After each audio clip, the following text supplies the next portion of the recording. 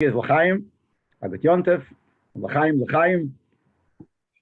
Chag HaGeula, when we're in between the 2 days, Yud Beis and Yud Gimel, which is the time that includes both.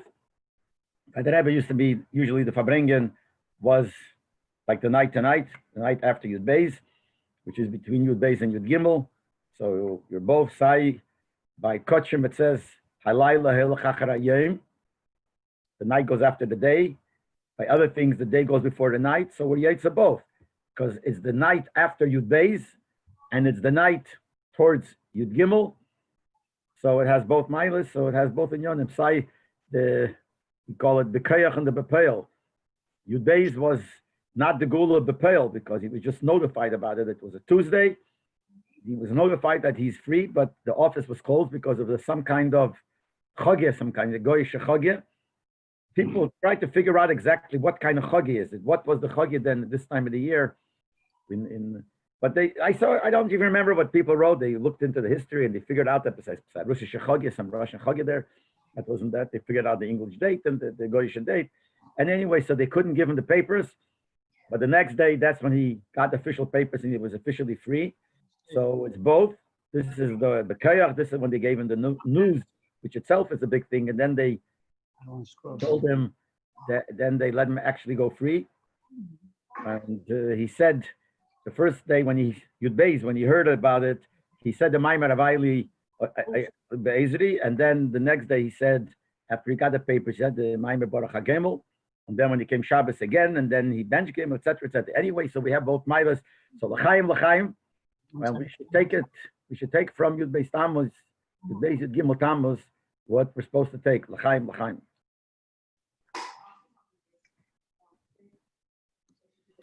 First thing is, we make out of Yud Beis Tammuz a big yontif. But the way the Friedrich Rebbe writes, it's not just a, so to speak, a yontif for Chassidim, for Chassidim Chabad. He writes in that famous letter that he wrote the first year to the first Yud Beis Tammuz, that this is a yontif for all Chayvim Chave V'Teira and Shem Mitzvahs and Kol Asher B'Shem Yisrael Yichuna. It's for every Yid. It's a simcha for Klal Yisrael. And there are people who ask the question, why is it such a simcha for Klal Yisrael? It's a simcha for the Rebbe, and the Chassidim, it's their Rebbe, and the Rebbe was freed from jail, and it was a very harsh sentence, l'chatchila, chas v'sholem, hepech hachayim, and Leibel, they took it off, and then he went out free completely on Yud Beis Tammuz. So it's a big simcha. No one is denying that for Lubavitch it should be a big simcha. But why is it a simcha, universal simcha, that's for Kol Asher B'Shem Yisrael Yichuna? That I want to say, such a shaila is only possible years later. The Shas Maisa, that first year, the whole world, all the Yidden celebrated. There are posters. I actually saw one of the posters that they hung up in Eretz Yisrael, in Yerushalayim, and other places, signed by the Achredi, signed by the Pesach Frank, and by other daily Yisrael, nothing to do with Chassidim with Lubavitch. And they hung up that this is a day that everyone should celebrate because it's a day from Friedrich Rebbe, but they made it into something special for everybody. Years later, when things go regular, I don't mean Dafka now because it's already 93 years later, I'm saying even 25 years later, then that people could ask such a shaila, that why is this something for Klal Yisrael? Actually, I even remember there was once a bocher that came to 770 to learn. He was from a Litvish yeshiva. He came from Kel Teira, and they put him into my room to be my roommate, to be mashpia on him. He came for a year, and once he wrote a letter to Zayde. Zayde was a very big Choshev Erov in Eretz Yisrael, and he left it on the table open. So I don't know. I believe he left it open, so I should look at it. He left it open on the table in the roim. So I just looked at him. So I just wanted to see what it is.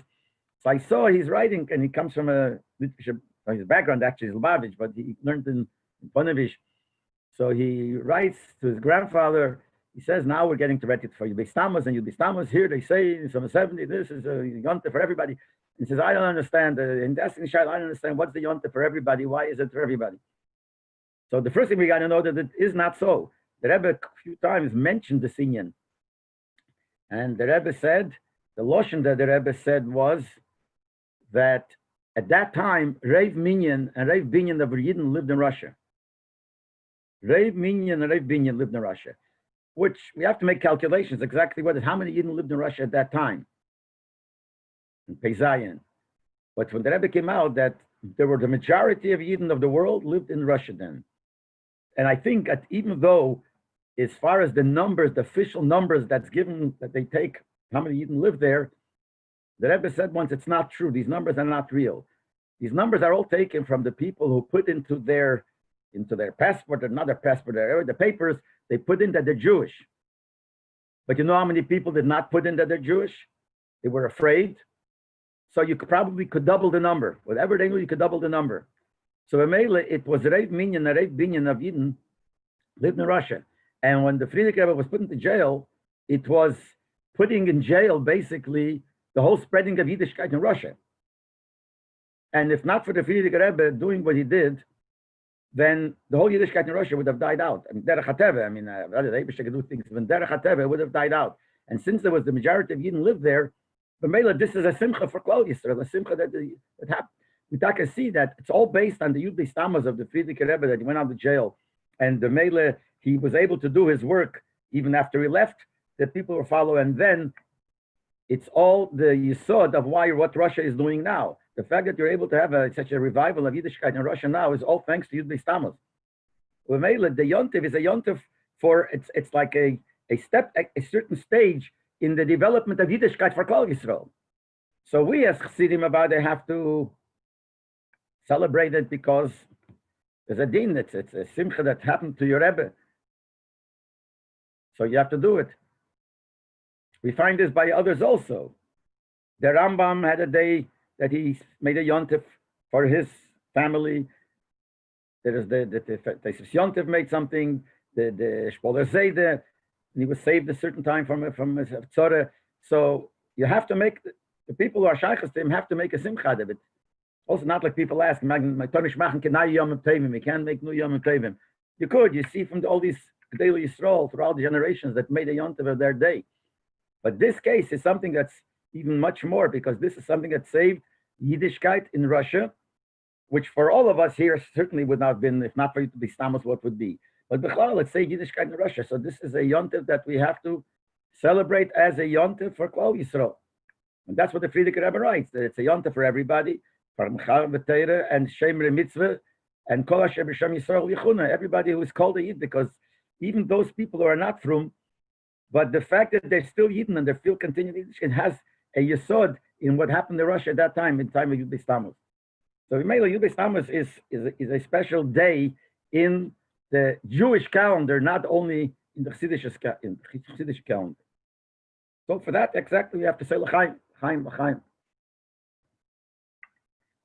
It's also B'etzem a day that we are madgish the Mesiras Nefesh of the Yidden in Rusland. It's a day which we stress, which we bring out the greatness of the Mesiras Nefesh of the Yidden in Rusland. Because Bam is the Mesiras Nefesh of the Yidden in Rusland, say in the time, that time, at the Frierdiker Rebbe's time, and after he left, all the way till the Iron Curtain fell. All that Mesiras Nefesh is all thanks to Yudei Stammos, and they all got the koyach to the Mesiras Nefesh, all from what happened with the Frierdiker Rebbe, later continued with the Rebbe.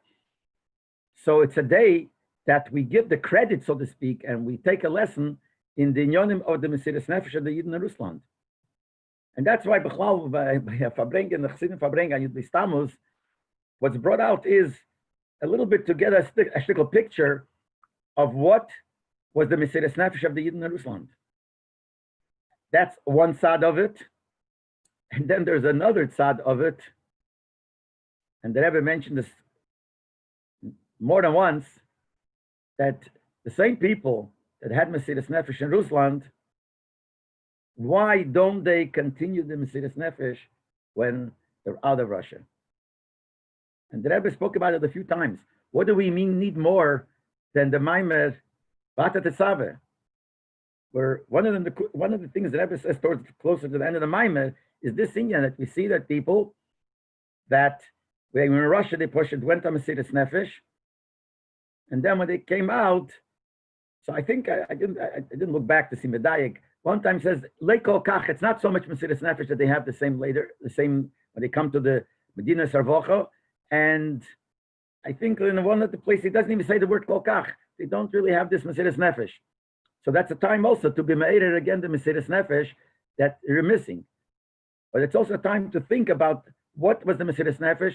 And when we think about the Mesiras Nefesh of the Ibn Rusland, it gives us a shtickle kitzel, as we say, that if they were able to be Mesiras Nefesh over there, so we who don't have to have that Mesiras Nefesh certainly should be that Yira Shamayim, that way, Avada. So it gives us a little kitzel. So it's good to know. I know there's a Friedrich Rebbe wrote a letter.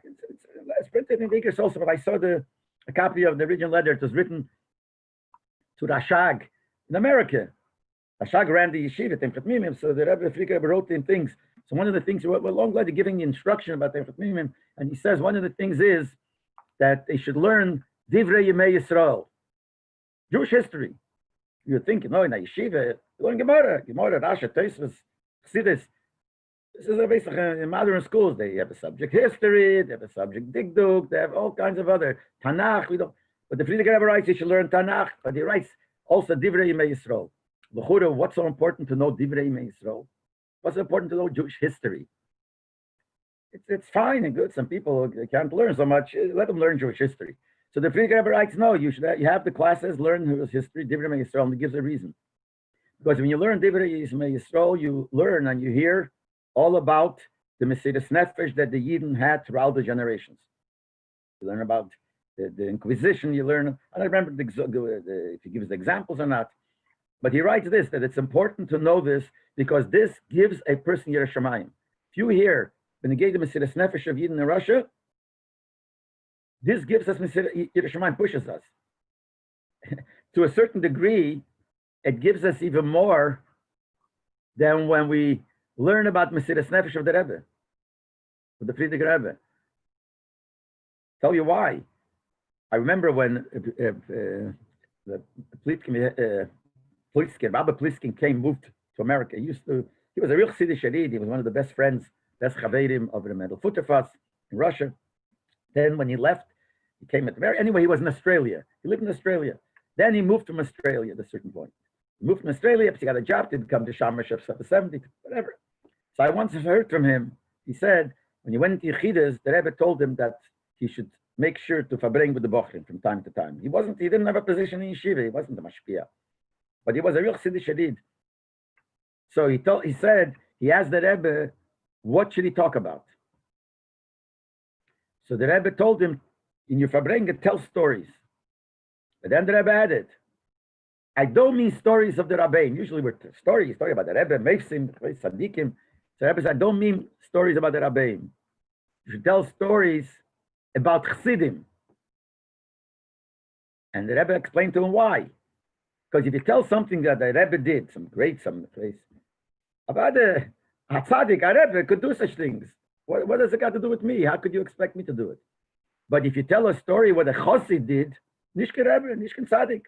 Nevertheless, the certain things that he did, Mesiras Nefesh, or other kinds of things that he did, this will give a person Yirah Shamayim. This will give a person a thinking, because a Chassid could do it. So I'm saying when the Rebbe Rai says that you should learn Divrei Yemei Yisrael, and we're talking about Yud Beis Tammuz, so Yud Beis Tammuz really is the time to talk about the Mesiras Nefesh of the Friedrich Rebbe. The Nez that happened, but the Mesiras Nefesh, that's really the bottom line, the Mesiras Nefesh that the Friedrich Rebbe had for Yiddishkeit in Russia. So I'm saying it's also a time to talk about the Mesiras Nefesh that Chassidim had. And it's all connected because the Chassidim got their Mesiras Nefesh from the Rebbe. There's no other way. The Friedrich Rebbe, right in the beginning as Messiah, gathered 10 people, and he made with them a Krisus Bris.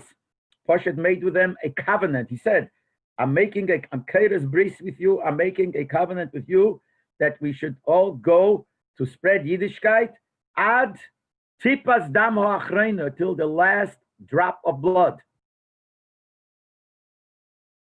I remember one of these people was Rabbi Shem Tov. So I remember once, I can't tell you the details because I don't know.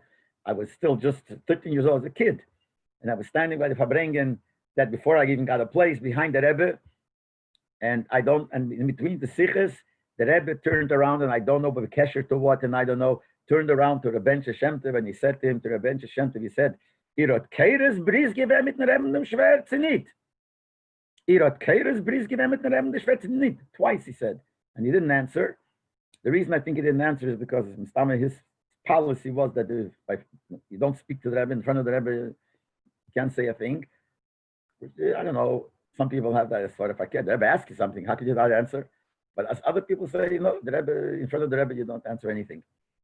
If the Rebbe says something, you don't say anything. But if he asks, I don't know, but some Chassidim were like that they wouldn't answer. Some Chassidim, but when the Rebbe says one thing, they say that once the Frierdiker Rebbe called over Zalman Moshe, middle of Farbrengen, and said something to him. And when he walked away, someone asked him, what did the Rebbe tell you? So he says, I have no idea. Why not? Because when I couldn't hear a word he said, because every second I was standing in front of him, what went through my mind was, when will the Rebbe take off the holy eyes from my chazisher face? So I guess some people that had in front of the Rebbe, but I remember the Rebbe said these words to him. Because he was one of the 10 people that the Rebbe was Keres Bris. All the Mesiras Nefesh the Chassidim got from Frierdiker Rebbe, from the Rabbeim. It's all one thing. So this is a time also to think of the Mesiras Nefesh that the Chassidim had, which was all because of the Rebbe. And that is Girzei Seireres. And we know the Mesiras Nefesh they had, they when learned, had Chadorim, became Shochtim, and they did everything, and some of them were caught, and some of them were pushed, shot, sent away to Siberia, Siberia, all these, for many, many years. Remember by Farbrengen once, the Rebbe, it was after the Tkufa when a lot of the Rosh Hashanah came out, and the Rebbe made a contest by Farbrengen. He was going to give a bottle of mashke to the Rosh Hashanah that came, but he said, whom should I give? He said, let's make a contest. Who sat more years? And one person said he sat gesessen for 500 Jahre. I don't remember who won. Maybe it was Leizananis. He was 19, I don't know, it's a lot of the years. Then the Rebbe gave him the bottle, and the Rebbe said, when you for nichts tun, soll man sitzen. Yiddish, it's called sitzen. Gesessen in Twisse, sitzen. The Easter for nichts tun, soll man sitzen und lernen, sondern sie sitzen und lernen Teire. Now you should also sit, but sit and learn Teire. So their Mesiras Nefesh was mamish that they put their life on the line for spreading Yiddishkeit. We even know that there was one night that they arrested. This is in Tofresh Tzadik Ches. And the Frierdiker was Peizayin. This is Tofresh Tzadik Ches. And Chassidim even called it Tofresh Tzadik Ches, which stands for the word Tirtzach. So they arrested, I don't know if that same one night, 10 Chassidim, but it was around the same time. And this was not like others that they had a trial, a fake trial, but a trial, and then the verdict was 10 years in Siberia. Here on the spot, that same night they shot them all. And the Chassidim, I used to hear this from my father a lot because he was in Leningrad then. And they called them the Asora Rugi Malchus. That's what they called them. Remember, my father used to use the Lashon. Chassidim used to say the Asora Rugi Malchus. The Rebbe Nasicha says you could imagine the Mesiras Nefesh of the Rebbe sending people on Mesiras Nefesh. As much as the Rebbe was ready to be Mesiras Nefesh himself, but what was harder for him was to send other people to be Mesiras Nefesh. And the Rebbe said it was unbelievable kind tsar he had. And the case was, and when he sent them, he didn't tell me like something to send, go, and I take achrayus upon myself, nothing's going to happen. He should not say that. He never promised anything in that you're gonna survive.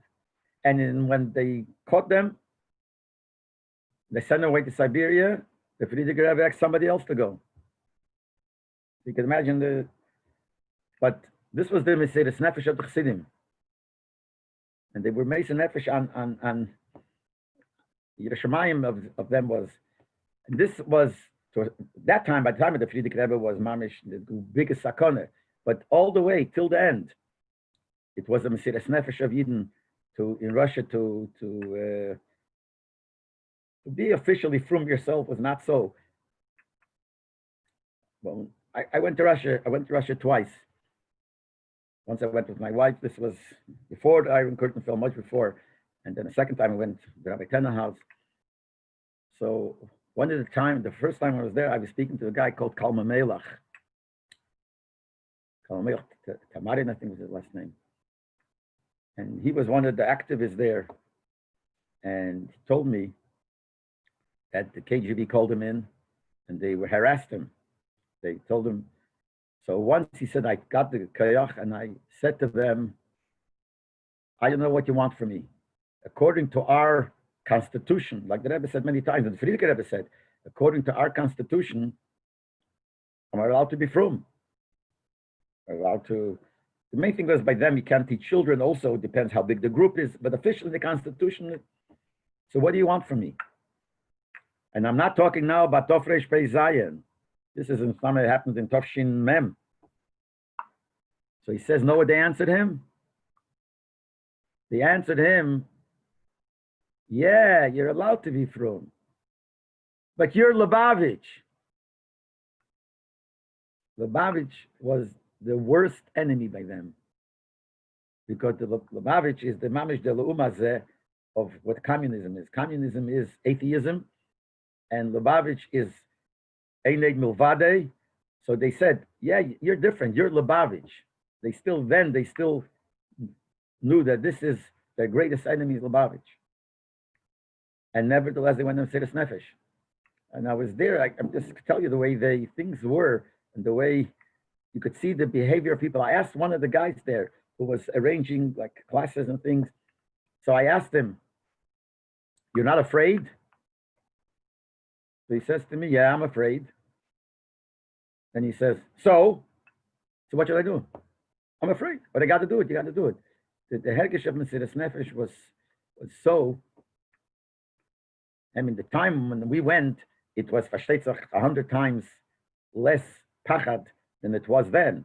But you could have a shemetz menu, at least a feeling, because I always used to hear from my father how it was going up, what went on in Russia. Now he himself, he was never arrested because he managed to escape. He was arrested once, taken in, but they let him go. And then he ran away, and then they were looking for him again, and they couldn't find him. So Baruch Hashem, he saved to be caught, to be arrested and put in jail. But the way Chassidim were then, you could hear from him. So this was mamish, but to have a shemetz menu you could have from being in Russia in those years, even in the MEMS, the beginning of the MEMS, was also showed. Just to give you a few examples, I know the people from our shul heard it from me more than once, but I know there are other people on. Just to say over, just to give a feeling of the time when, of the MEM time, how it was. I just give you an example. We came there for Purim. Actually, the Rebbe was very, very careful. The Rebbe knew who he's dealing with. Because the people, the shluchim who went before us, shluchim from Ezra Achim, the Rebbe gave them mashke. When I went, I was waiting for the Rebbe to give me mashke. The Rebbe didn't give us mashke. So before I left, I asked Rabbi Groner, Allah Shalom, to ask the Rebbe. So I remember standing outside, he went in after Mincha, and he came out and he said, he asked the Rebbe, and the Rebbe told him that he should tell me that since you're going there for Purim, Purim is a day that people drink mashke, and you're going to a Medina shekule mashke. So by the customs, it's ver nashayla. Imagine how the Rebbe was thinking. By the custom, it's ver nashayla. Why are you bringing in mashke for Purim from America when you're coming to a Medina shekule mashke?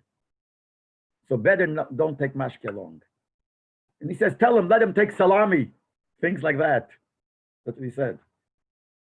So the Rebbe was very careful. Then he said, when he gave us dollars, he said, first time he wrote it, and then later by dollars, he said, not to change it there, the eifim legally. But he didn't want there should be any problems. But we came there for Purim. So I remember at night, this was Tainus Esther, so we had a Farbrengen in someone's house that night, Purim at night. So a group of us were going, but we made up that when we go into the house, in the apartment building, to go into the house, we shouldn't all go together. Because every house has somebody there, a guard or some person there watching. Because that's Bechlal, you could see every move that you made. And we're talking the mems, I'm not talking now in the pays of the tzaddiks. They looked at you. When they say Big Brother watches, mamish, you could see Half of the country is an agent of the KGB watching what you're doing. So if you go in a group, they know that there's some gathering here. So you'll be in trouble. So we made up that 2 people will go in, 5 minutes later, 2 other people will go in, another, to make it not to be so obvious. So remember, that's what we did. We came in, we sat down, cheder lifnim cheder, like that, closed the door in a room, deep room. There was a mashka on the table. There was some farbais, not too much. I hadn't broken my fast yet, but hey, yes, I didn't want to take food. How much food do they have? So I took a glass of mashka. That was how, because chagi fast. And we're sitting and talking. There was a guy who was translating. In the middle, there's a knock on the door. A knock on the door to the apartment. A knock on the door meant a knock in your heart. Remember, everybody got white, didn't know what to do. I got scared, obviously. And the host, who was actually Uri Kameshov, he walked out to see what's happening. He was very, very nervous.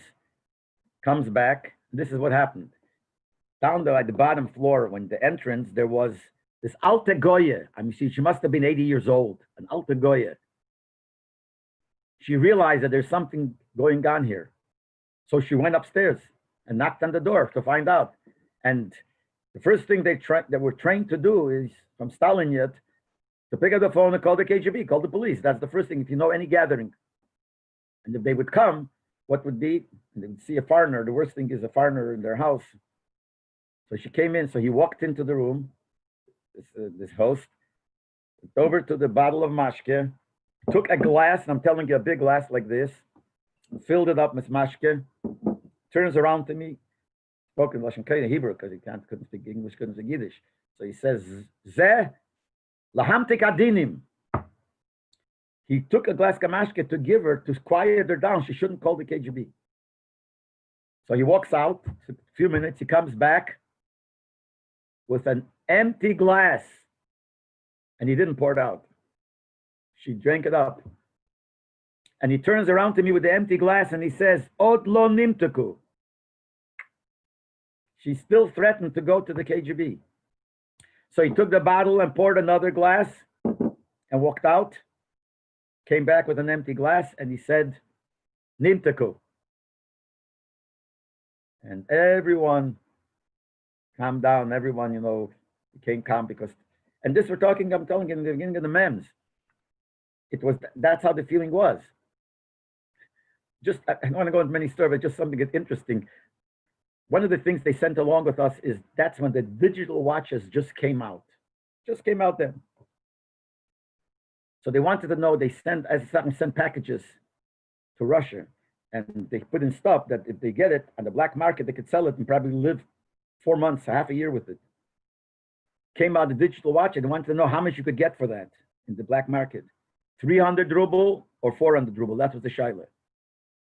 So when I came to Getch's house, there was a guy called Yuda, and we made up. I gave him the watch. I said, before I leave back to America, let me know. Wait, the last day he came back to Getcha. Getcha picks up the phone, calls Yuda, and I didn't want to talk on the phone because the phone, were bugged, so they would hear a voice. And he says to Yuda, and I heard it. He said to him, no, what's the answer? He couldn't tell him on the phone, whatever, 300, 400 ruble. Right away, something. So he says to him, Siderinye fu Chabad. He hangs up the phone and he tells me the answer is 300 ruble. Because he said Chabad. Chabad is Chochma Bina Das, 3. So I said to him, in Chassidus it says, sometimes we say that Das is Nichlek L'Shnayim. Das sometimes is Nichlek to 2 Chesed and Gvura. So maybe he meant 4. So, he was gerecht. He says, you're right. Picks up the phone and he says, Yude, no, Das is Nichlek L'Shnayim or not? What do you say? So he says, nah, Das is not Nichlek L'Shnayim.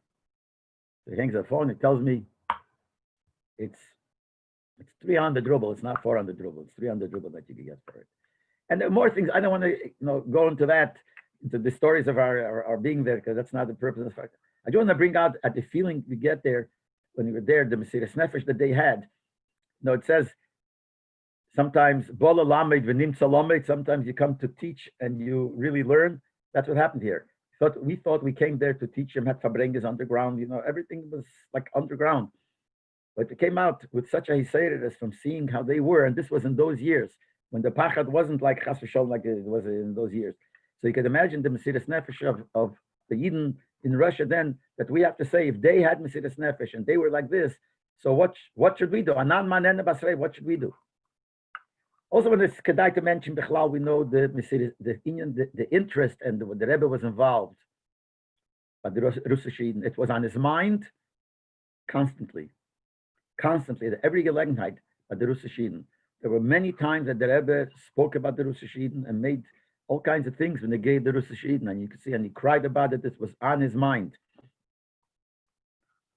They say this, everyone heard of it, I don't know how true it is, that when Lezen Anis came out, he told over that Toshin Yud in jail, they told him, the government, the communists told him that your Rebbe passed away. Depends. Some Chassidim, they told your Rebbe in a very not nice way. So yeah, he passed away, yeah, he finished. You should know that Lubavitch is over. And some, they didn't do that. To him, they told that, and he has a son who took over his son-in-law. And son-in-law is a big Talmudist, and he hates us more than his father-in-law did. That's what he said, he told him. And the story goes, maybe some heard the story with more details, maybe heard different. I know this is the story, I'm not taking achrayas. And the story goes that he went into the Rebbe, and I don't know if he told the Rebbe or the Rebbe asked him to tell him over, whatever, but anyway, he told the Rebbe this word. And the Rebbe looked at him and he said, in other words, I'm not such a big Talmudist, whatever. And he also said, it's not the pshat I hate him more than my shver. In other words, because I hate them. You don't hate anybody. The union of communism, besides the tzoras they made, the philosophy of Epicurus, that not to believe in Eibishter, that's what the philosophy, that's the complete opposite. The Chassidus. So by the Rebbe, it's like that. But by the Rebbe, the Russisch Yidden were on his mind constantly. And there were many times that things that happened that I remember by the Farbrengens once when he spoke about the Bocher. Everyone knows it, but I'm going to say now, I'm not saying any Chidushim, but I'm just, it's good to repeat the Tammuz. It's a time to rethink about these inyonim. And he spoke and he cried a lot. It was Simchas Torah at night. But he got a letter from a Bocher from Russia. And what is the Bocher asking? Bracha for Machshava Zoros and davening. And the Rebbe said, "Shtel sich vor, a Bocher that doesn't have what to eat. In Russia, what do they have? Zoros, he has everything. When he has finally a chance to have a letter somehow go out from Russia, durchgaven and Sachen, to come to the Rebbe, what's his bakosha? Bring Machshava Zoros and davening." And the Rebbe was crying, and that's what the Rebbe was crying about the Russisch Yidden, the matzav of the Russisch Yidden. Remember when Zalman Gurevich from Montreal, he used to run the Besrifki in Montreal. He came out of Russia many years before. I don't know how he got up.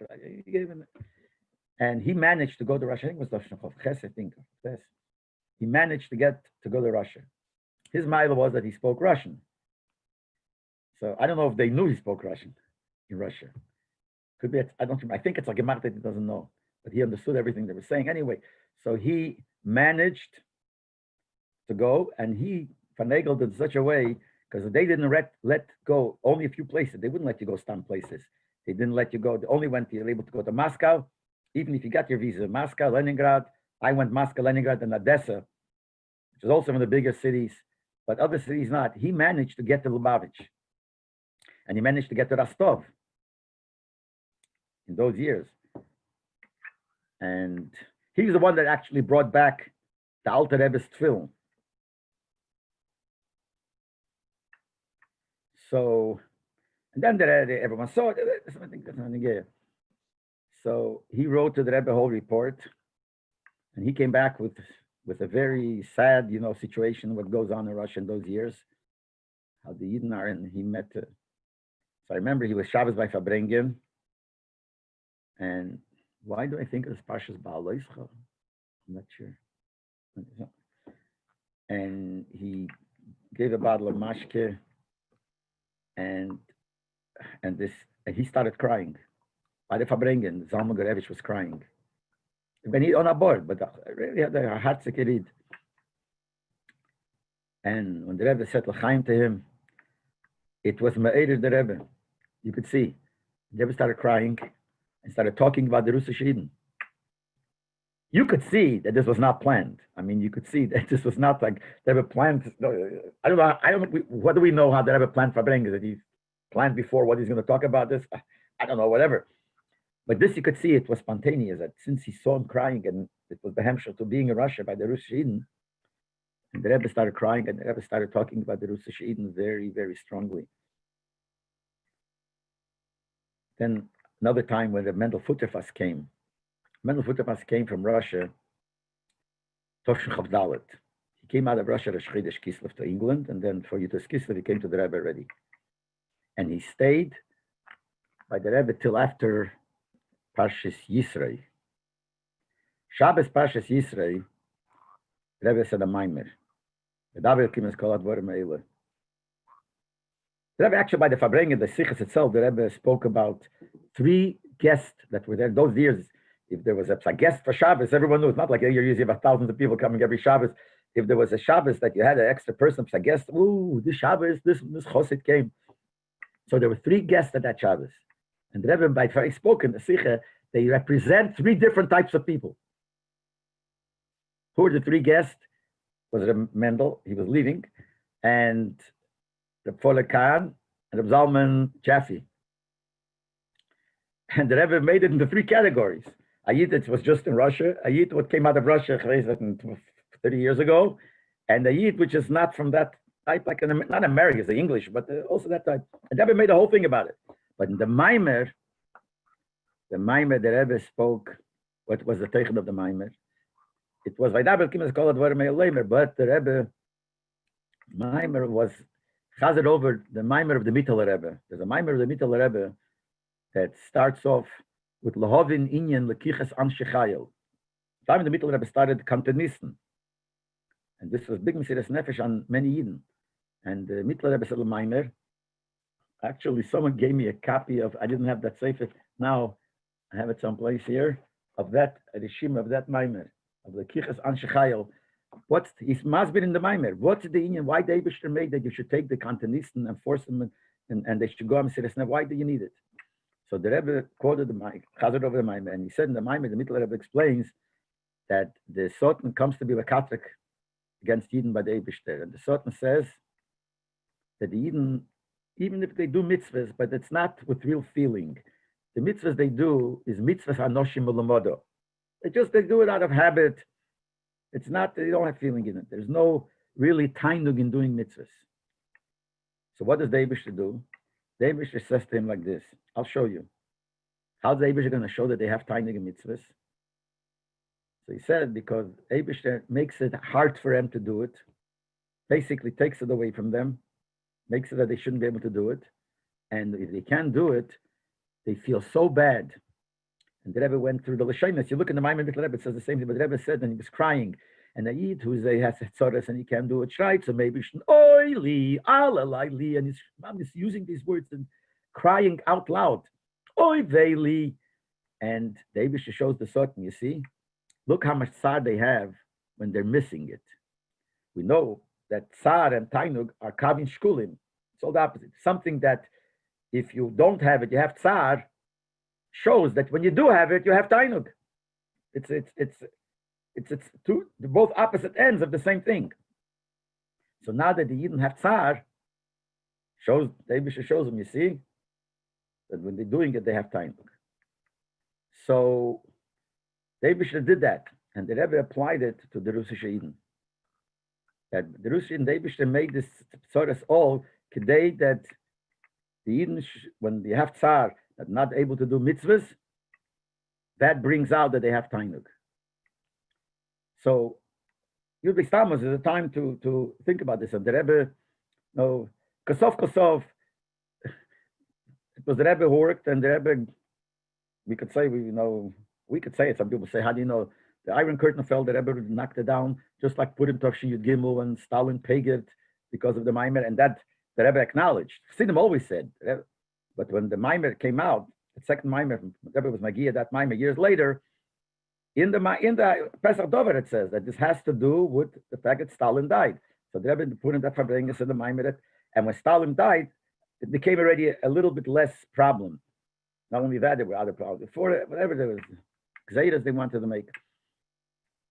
So the Rebbe, with the Russisch Eden, worked so much, and I heard from somebody, again, anything that I don't know from first hand, I can't say, but I heard years ago, I heard this 50 years ago, 60 years ago, that there was somebody, he went into Chassidus, and not a Lubavitcher, and he said to the Rebbe, you have shluchim all over. What about Russia? Why don't you have shluchim in Russia? So the Rebbe said to him that more could I have a shliach than I have a shliach in the Kremlin. He had a spy in the Kremlin and probably worked on making it easier for the Eden. But the Rebbe worked so much that Shavuos Tovshin Chavdala that everyone knows. When no one's the Rebbe finished the Sikha, no one sang anything, no one said L'chaim. That was very upset. And the Chazer over, because the Chazer over many times. So this is what we have to think about Yud Tammuz. But by the direct thing is thinking about the Mesiras Nefesh of the Frierdiker Rebbe. And here the Rebbe goes into interesting that he said the Frierdiker Rebbe's Mesiras Nefesh was divided into 3 chalokim. 30 years of his Messias, each 10 years was a different level of Mesiras Nefesh. They were all Mesiras Nefesh, but a different level of Mesiras Nefesh.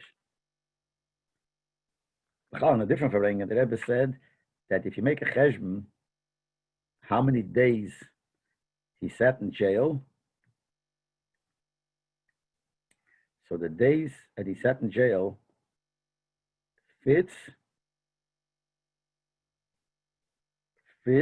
to the days of his Messias.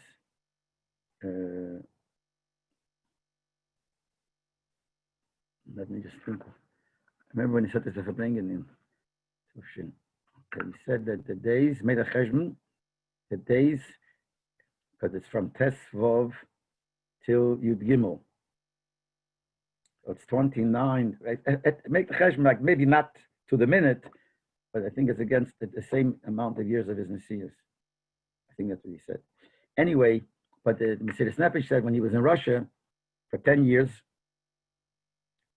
which is about 10 years, not exactly, these are not exactly 10 years, from Tofresh Pei till Tofresh Pei Ches, it's 8 years.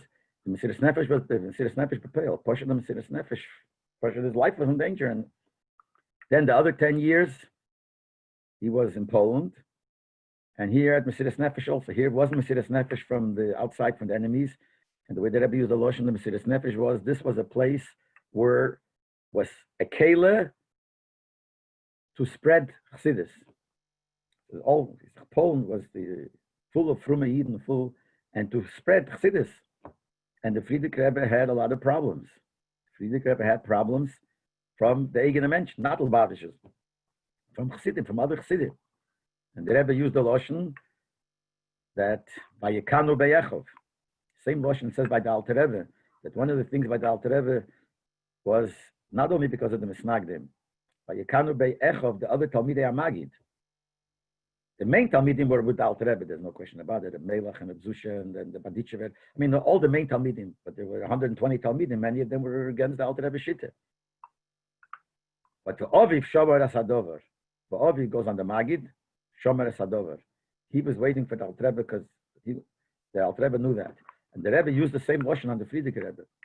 Vayikanu Beyechov, but he knew that the Oviv Shomer Asadover, the Oviv the Rebbe touched Oviv the Eibishter, Oviv Shebashemaim. Shomer Asadover, he was Shemer, and he knew that this is the right thing as the Eibishter wants, but it was Mesiras Nefesh.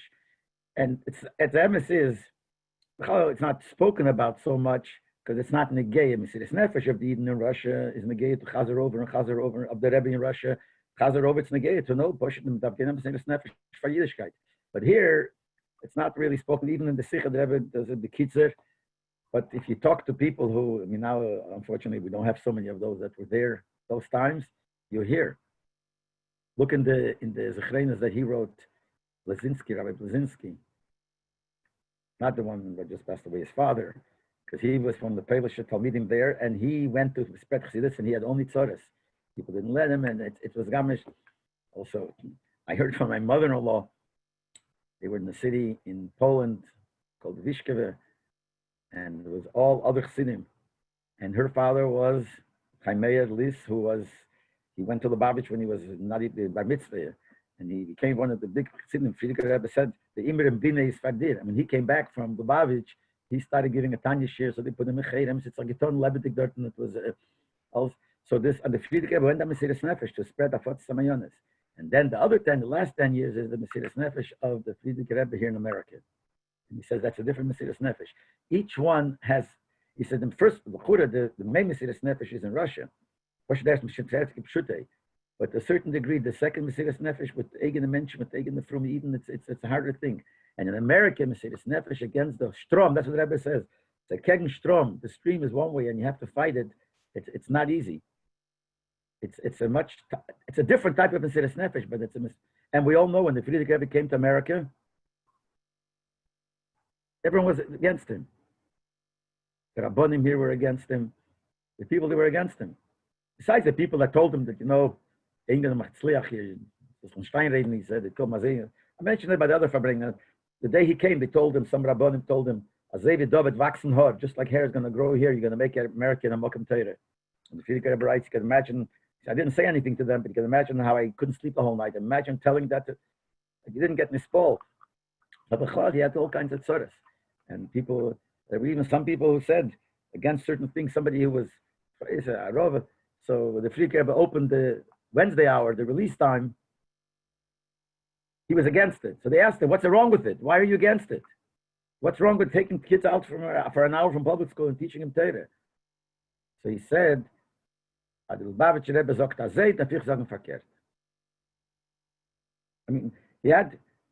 why was the Frierdiker Rebbe Makarev so much Haraviolis?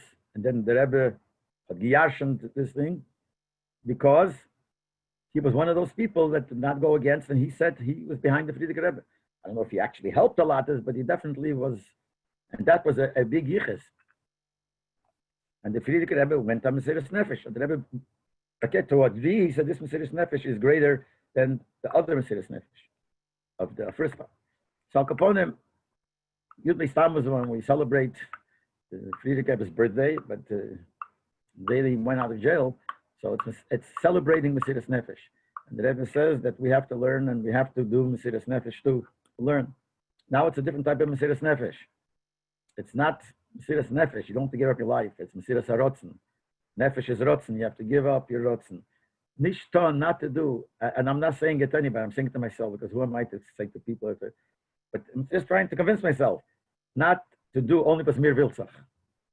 You have to do something a little bit, giving up the Rotzen. The Rebbe times would make like a comment about people nowadays who think they're doing a Mesiras Nefesh. Actually, the Rebbe gave over a message to me when we went to Russia at that time. I'll say it over. So we went to Odessa. And in Odessa, we visited the family. Oh, we got there. And there was a husband and a wife there. And there was someone in Russia gave us a book written in Russian about Jewish women that was supposed to be translated or something.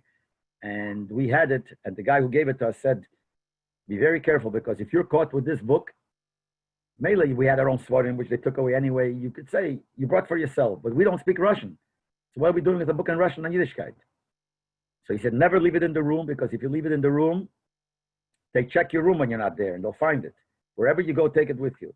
Also, let your wife hold it, not you, because it's less chance that they're going to search your wife. But as long as we had this book, which we had to bring from Moscow to Odessa, those few days, the hearts had geklapped, because if they catch us, we go straight to jail. It even happened, we're going in a taxi, and this guy Yuda was with us in the taxi, and we were talking, which language? Talking in Hebrew. And the taxi driver passed the red light, and the policeman stopped him and called him out, took him out. So the Yuda tells us, sometimes when a driver sees that in his car, in his taxi, there's something fishy going on, he especially goes through a red light, so the police should stop him, and then he tells them, go check them out. So you never know. He said, this might be happening now too, because he heard us speaking in Hebrew. So it took 10 minutes, and he was outside there. I don't remember ever being scared like I was scared those 10 minutes.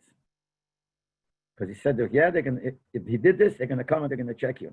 And then the pale mama stuck it past the red light. It wasn't this thing, but it was so, anyway, and we took it to Odessa. We came to Odessa.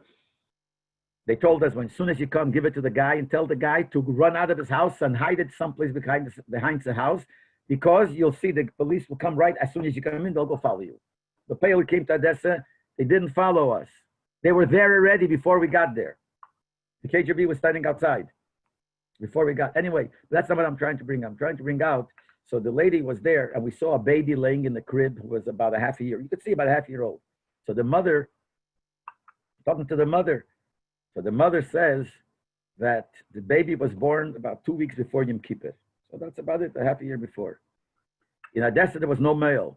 So any person, a few people who there wanted to do a bris, had to travel to Moscow and to do an underground bris. So she tried to go.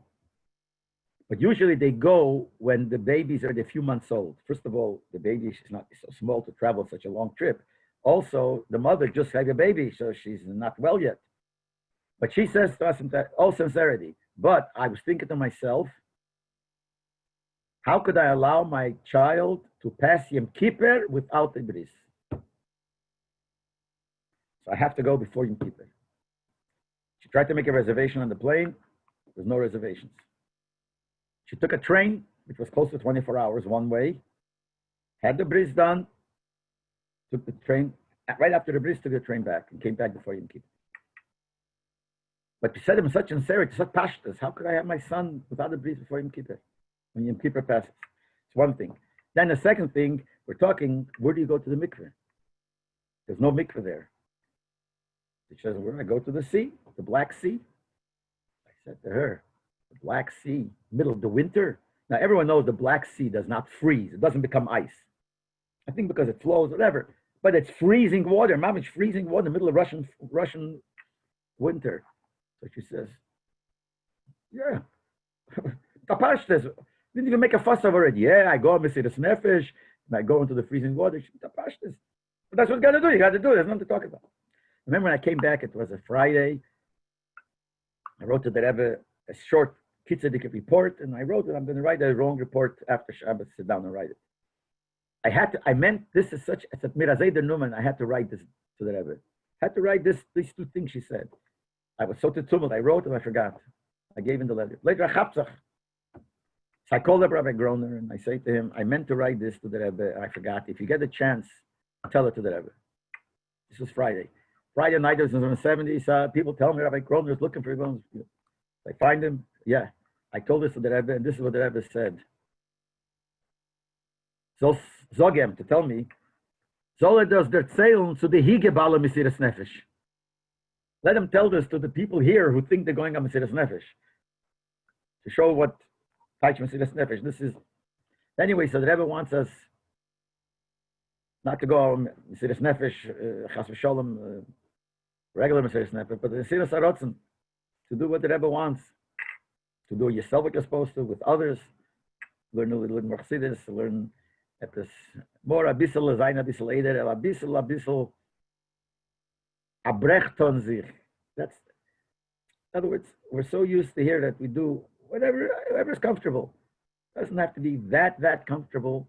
If it's something has to be done, something like that. That's the lesson that we have to take from Yudis Tammuz. So l'chaim, we should take what we have to, and yehi rotzen sheyifu advarim biyu b'Hashemim. L'chaim.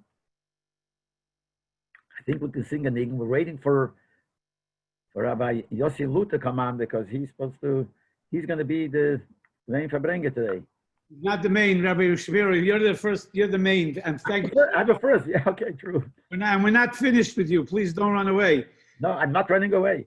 We gave you an hour. We started a couple of minutes late, and it's 10:58. So you still owe us a couple of minutes. I just want to share before I ask you to maybe a couple of short minutes, and Rabbi Lou, who's in Detroit.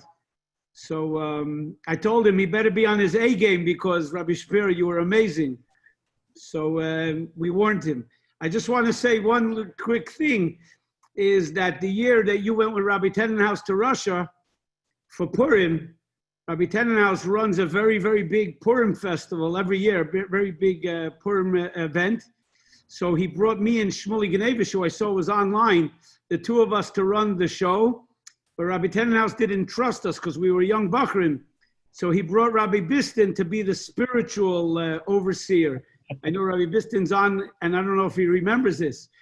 And Rabbi Tenenhaus, who's a master at PR, had all the news stations there to cover the event, the big Purim festival, which is the biggest Purim festival in the world.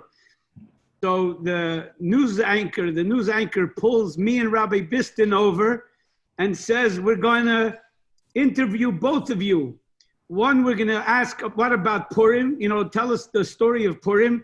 And the other one, we're going to want to know, what's the schedule of events tonight?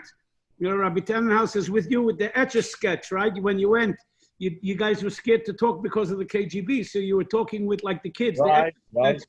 I remember I was very involved when you went. Anyhow, so the news reporter comes and pulls me and Rabbi Bistin over, and I say, okay, Rabbi Bistin, you do the spiritual, the religious stuff, and I'll tell them what happens.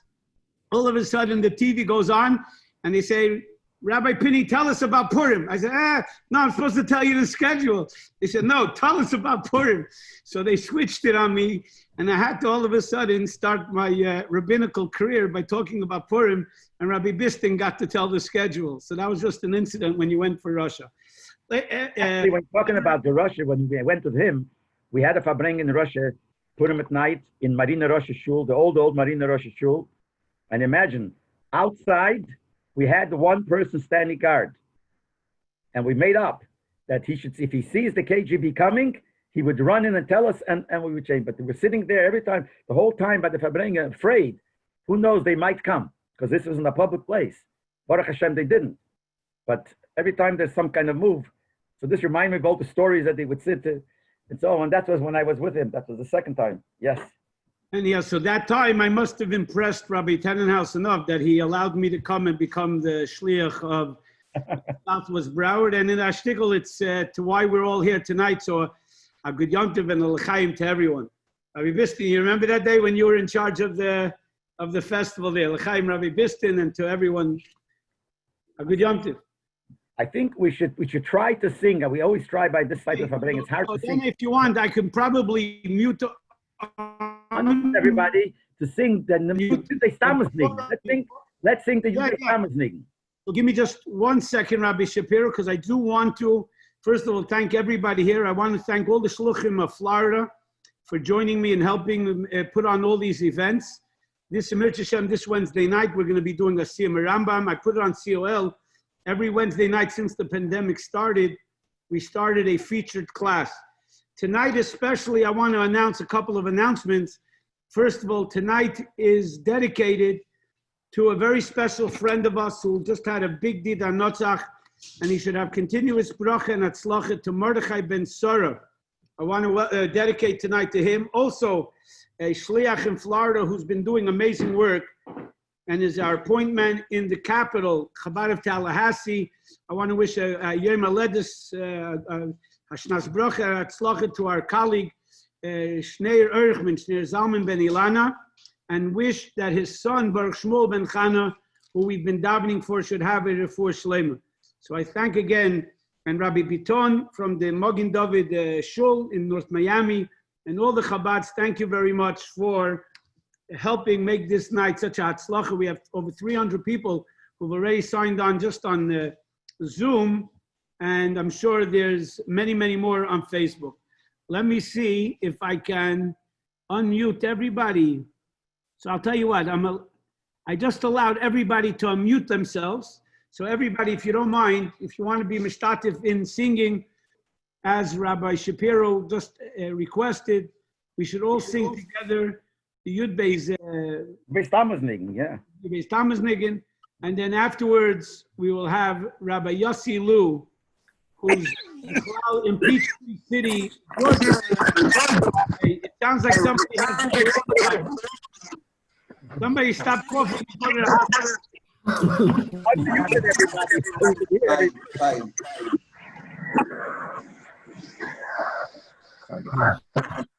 Whoever's talking, you better social distance. Kevin, start the nigga. Start. If you throw, start the nigga.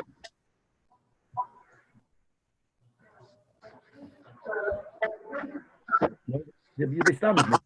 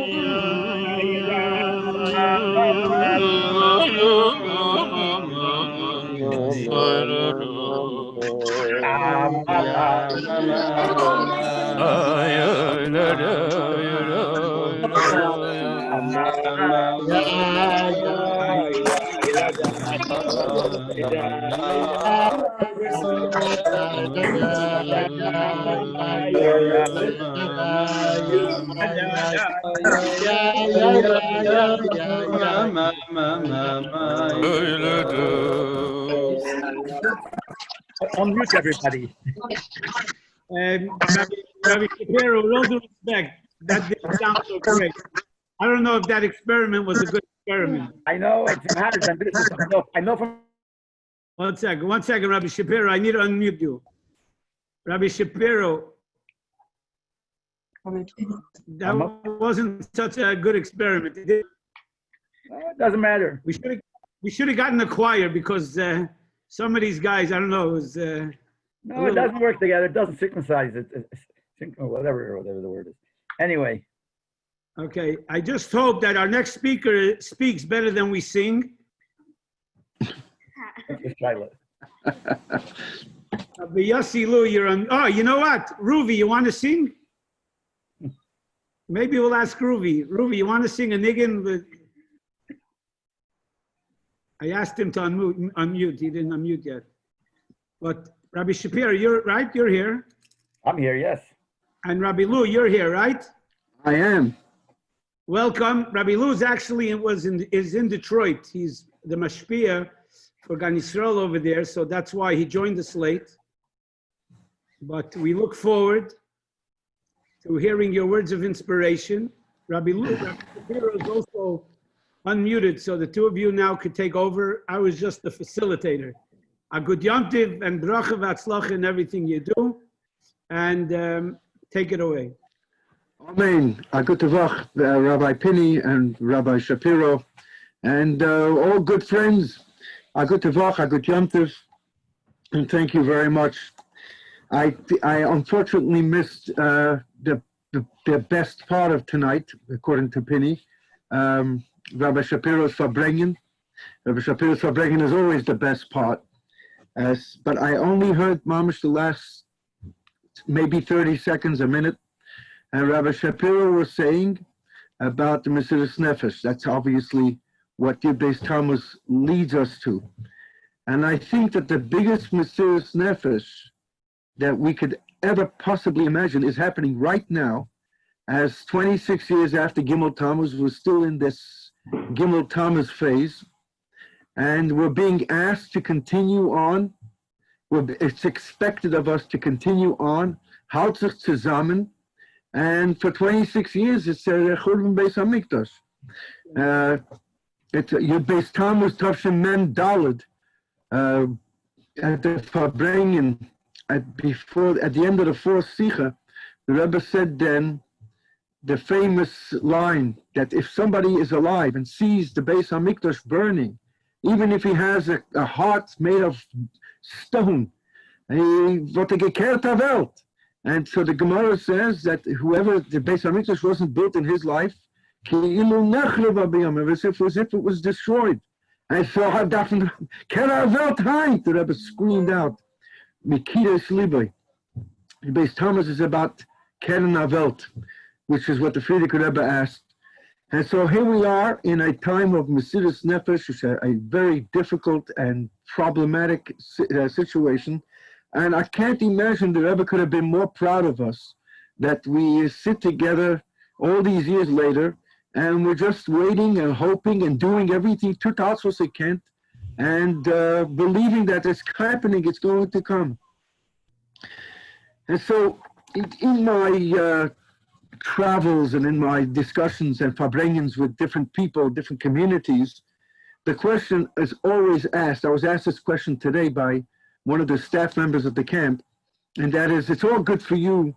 You can go back in time and remember, you can listen to a Farbrengen, and you could remind yourself that you were there, etc.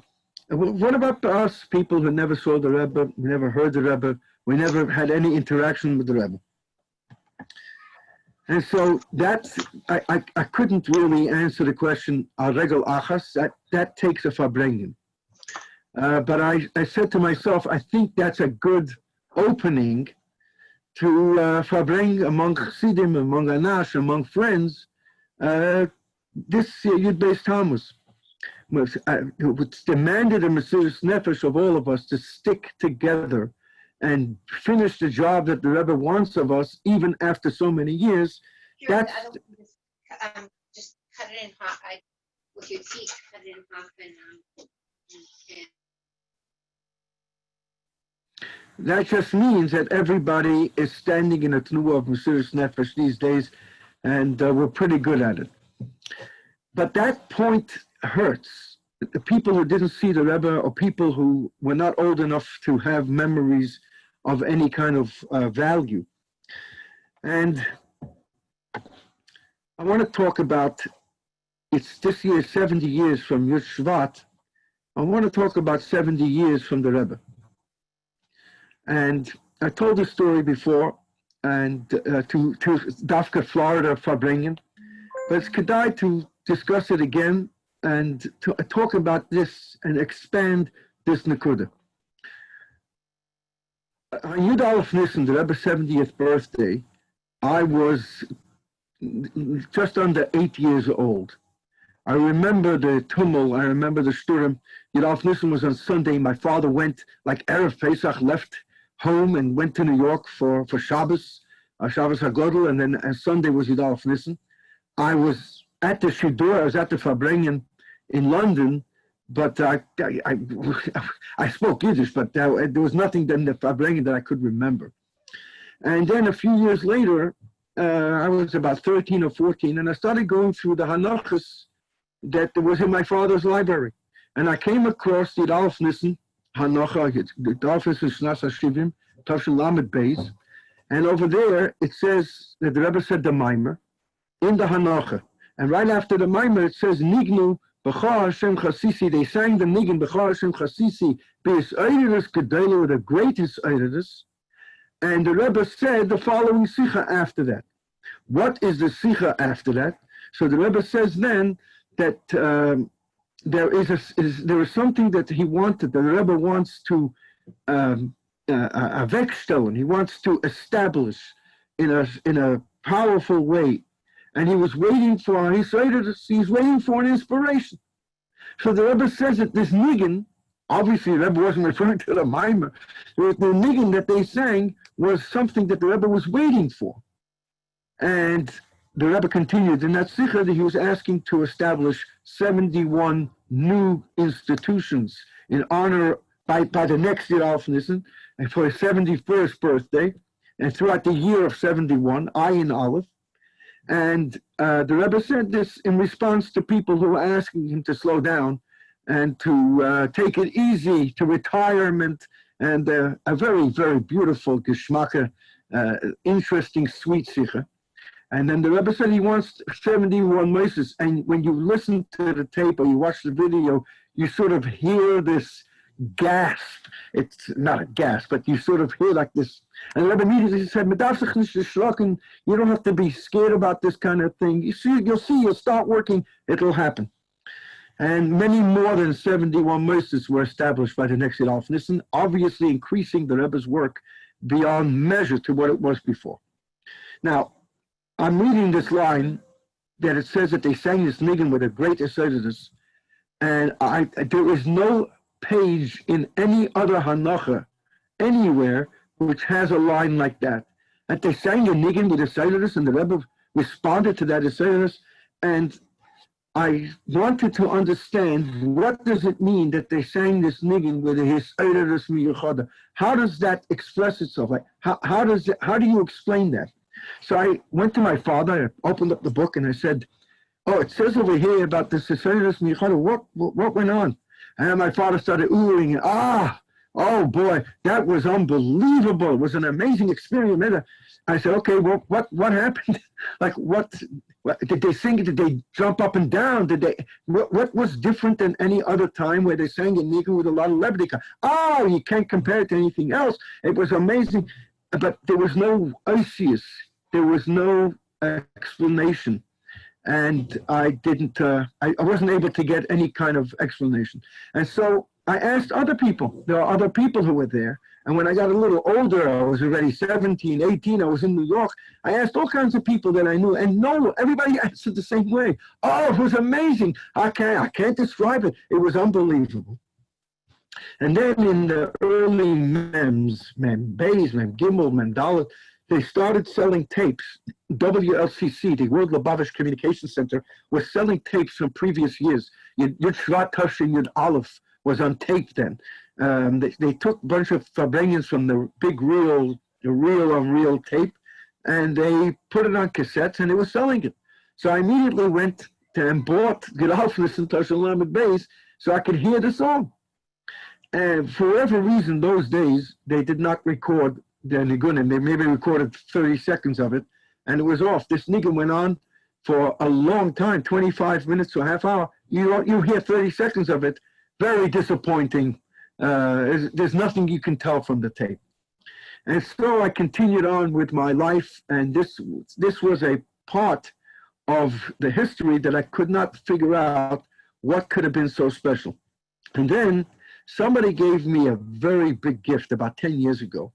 And this gift included all of the available DVDs of the Rebbe at that time. Today, there's a lot more that's come out, and it's much more professional. But these were like DVDs of entire Farbrengens that I guess were pirated or taken. I don't quite know. But this was a gift given to me.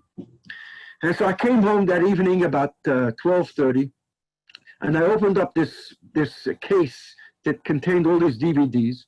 And the first thing that I looked for was something really unique.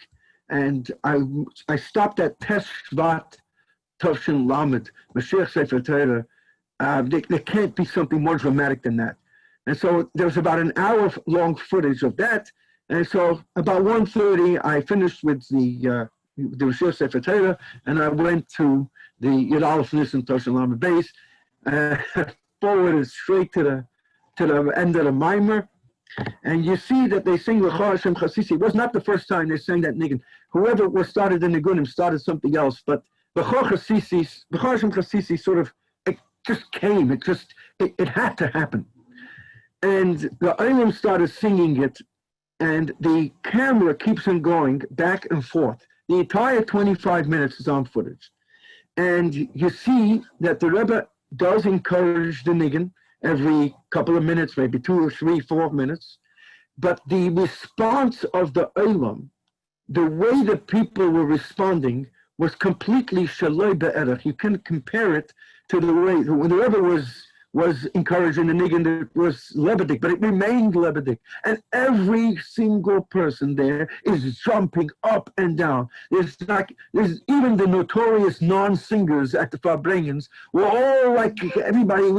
At some point, the people from down below were standing and like they were dancing. Even the old guys behind the Rebbe were clapping, and the entire 770 is just moving up and down. Rabbi Mentlik, who never sang at any time, because bracha, the Rebbe could have been putting down the cup, and Rabbi Mentlik, Yesh Omen, that he was so bottled to the Rebbe that he was just standing like a soldier. There's footage of him looking around with this big smile on his face. Like you can feel that there is electricity in the air. You can see it. And I watched the whole thing, 25 minutes of it. And then I rewound and I watched it again.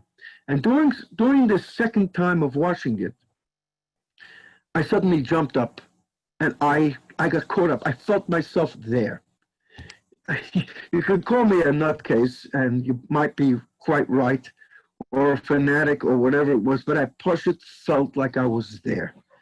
And while I was standing up and jumping and dancing like everybody else, it dawned on me what was going on there. And what came to me was that every single person, and I know there are people who are on this Zoom right now who were there, that everyone who was there was Pashut screaming, "I love you." They were screaming to the Rebbe a love. There was an ava there that just burst out. It was this Ashreinu Atev Chalkeinu, a thanks to the Eibishter that we have this incredible bracha in our lives. There was no other way. I felt that. And I'll be honest with you, I had tears streaming down my face, and this went on. And the next thing I know, it was 5:30 in the morning. I watched it again and again and again to see it, to capture it, to experience it.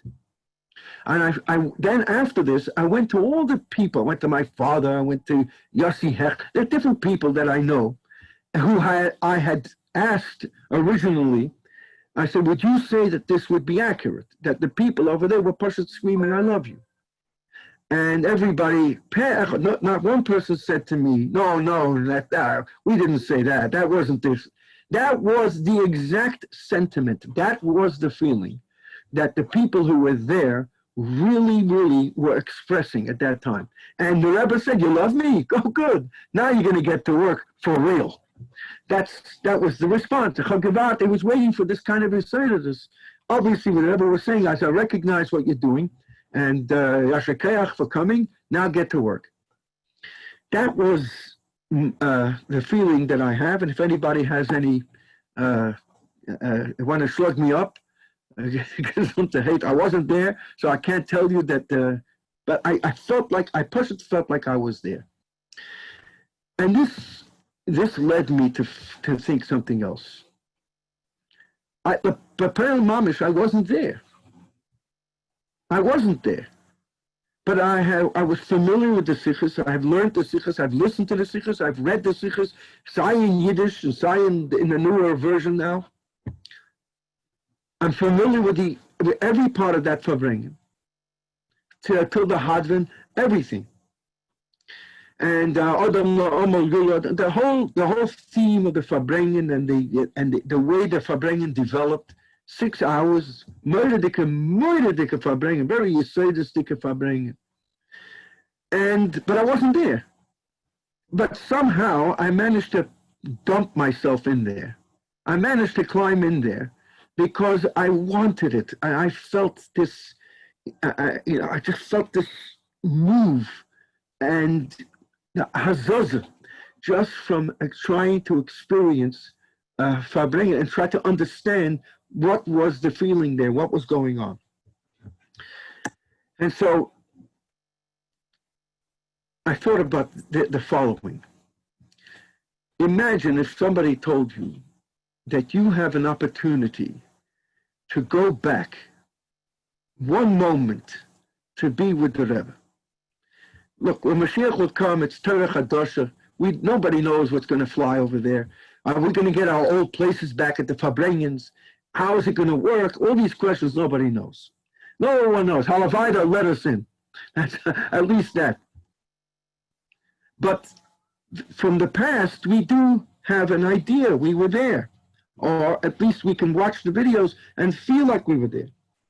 So if somebody gave us an opportunity to go back in time, and you can spend whatever you want with Rabbi. You can go back to your favorite Farbrengen, Yud Shvat Tashin Yud Aleph. You could go back to Tkiyas, you could go back to Akofis, you could go back to Yechidus, you could go back to, anything you want, the Sidorim with the Rebbe, whatever you want. Somebody gives you an opportunity to go back. What would you choose? And I'm talking to people who were there. You have one moment. And to people who were not there as well. What would you, a lot of people say, when I ask this question in the public, a lot of people say they would go back to Yechidus. To have to spend a moment, to spend a minute or 2 minutes at the Rebbe, you and the Rebbe, you can feel whatever you want, you can say, you can do, you can experience. A lot of people choose that. Personally, I was in Yechidus Baruch Hashem many times, and I had that experience. I would like to go back to an experience, and not only I wasn't there for, but I can't even imagine, because I have no precedent. I have nothing to compare it to. In all Muslim Lamed Beis, I can compare it to the hundreds, thousands maybe of Farbrengens that I was at, but I can't compare the one thing that I was not zeicher to have, and that is on Simchas Torah night that the Rebbe would teach a nigun. I can't imagine standing there and hearing Shamil's nigun. Ata b'chatonu. These are not just nigunim. These express the Rebbe and the Rebbe's essence. A nigun is a kulmus halev, is an expression of the heart. What was it like? I was never there, and anybody who I've spoken to cannot really describe it. Were the Rebbe's eyes open or closed? Was the Rebbe singing with his hands? Where were the Rebbe's hands? There's so many different questions that are technical questions, really. They're not, but that creates an image in the person's mind. Unless you were there, it's hard to imagine that. And if you were there, who was looking at the Rebbe's hands? You were engulfed by this incredible expression of gaguim or simcha or whatever the nigun was. It's just like imagine the tune, Anim Zmiris. These are such powerhouses of nigunim, and they so express the Rebbe there. There's the Rebbe written all over them, especially on nigun like Ata B'Chatanu, that has in it like so many different sides and so many different meanings and so many different expressions. I wasn't there. So it's very difficult for me to put myself there. The Rebbe was standing on a bench, on a milkwach, in which part of the shul exactly, and under what, next to who. These are all what was Hanukkah doing, what. These are all technical questions, not real questions, but that enables a person to imagine the maimed, to imagine the opportunity. That's a very difficult thing. So my response to people who say, I was born too late, I wasn't able to be in Yechidus, I wasn't able to get a doll, I wasn't able to be at a Farbrengen, I wasn't able to be at the Starim with the Rebbe, Nigunim with the Rebbe, whatever it might be, is always, I feel the same way. I missed kacha v'kacha. I missed quite a few different things over there. I was born a little, maybe 25 years too late. My father asked me, would you like to be 80 years old these days? And I said, I wasn't thinking that. I was just thinking about my personal feelings about something that I missed. And I can't even imagine getting it back. That's, I imagine, how somebody who were born after the Gimel Tammuz, how that person would feel. But the thing is, you don't have a video Hakafas, and you don't have a video of Tkiyas, and you don't have a video of the Starim, and you don't have a video of the Rebbe teaching a nigun.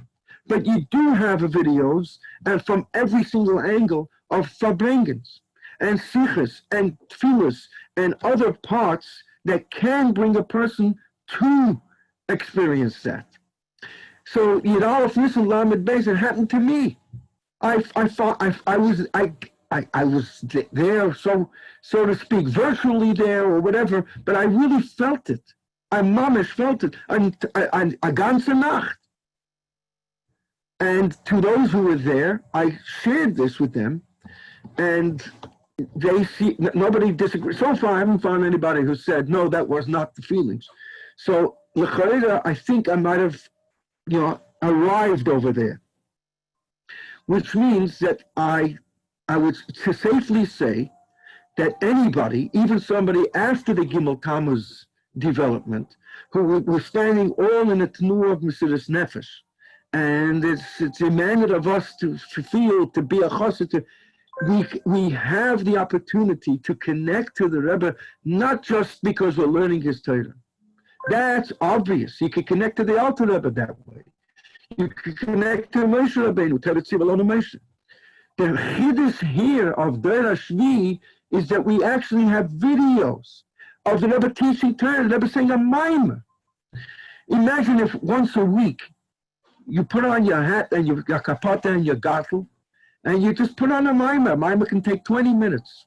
Stand there, watch it, learn it, absorb it, read it before, and then hear how the Rebbe says it. Do it once a week, do it once a month. Rosh Chodesh, you take out the maimer, or a sicha, something that you learned, something that you heard about, something that somebody described. You could connect, you can mamish be there. I know that because I did it and I continue to do it. I don't take out a video every Motzei Shabbos, but almost every Motzei Shabbos I take out some Farbrengen, which is connected to that time, and I go to the Maimer. The Maimer was always very, very himmeldik. The Maimer with the niggin dafka. And just listen. Lav dafka you'll understand. Lav dafka you'll be able to follow. It's just, sometimes it becomes a little over your head type of thing. It's okay. Just to hear the sing-song, the niggin before, and to hear the Rebbe saying it. If you see the Rebbe saying the Maimer, if the Rebbe's the head down, and the hachonas during the niggin, how the Rebbe prepares himself, and then the Maimer itself, and the Rebbe's like mamish in a different, as if the Rebbe just dropped down from heaven. It's really unique and special. It's a Maimer. That's a hergish. You can do that with a sicha, you can do that with dollars, you can do that with so many different things. And each time you do it, something in there will touch you. Something, a word, a vart, hashgacha, this type of thing. This Maimer, the Rebbe said something that I was learning, I was thinking, I was needing. These kind of things, they mamish happen. That's called Dor HaShvi is kashus. That's all we have now, but we have it. You do not have that from any other Gadol B'Yisrael in history. And we're not talking about history here. We're talking about our Rebbe. And we're talking about Mesiras Nefesh because it's difficult and it's the challenge how to educate our children and how to get them involved. You have the living Torah that we watch on Motzei Shabbos. In my house, it's Chok B'Liyad. I do not make Havdalah until after it's over, until after the video. And when the video is on, I finished turn off all the lights. And I ask everybody in there, do not say a word. You have to say something, hold it until it's 15 minutes, that's it.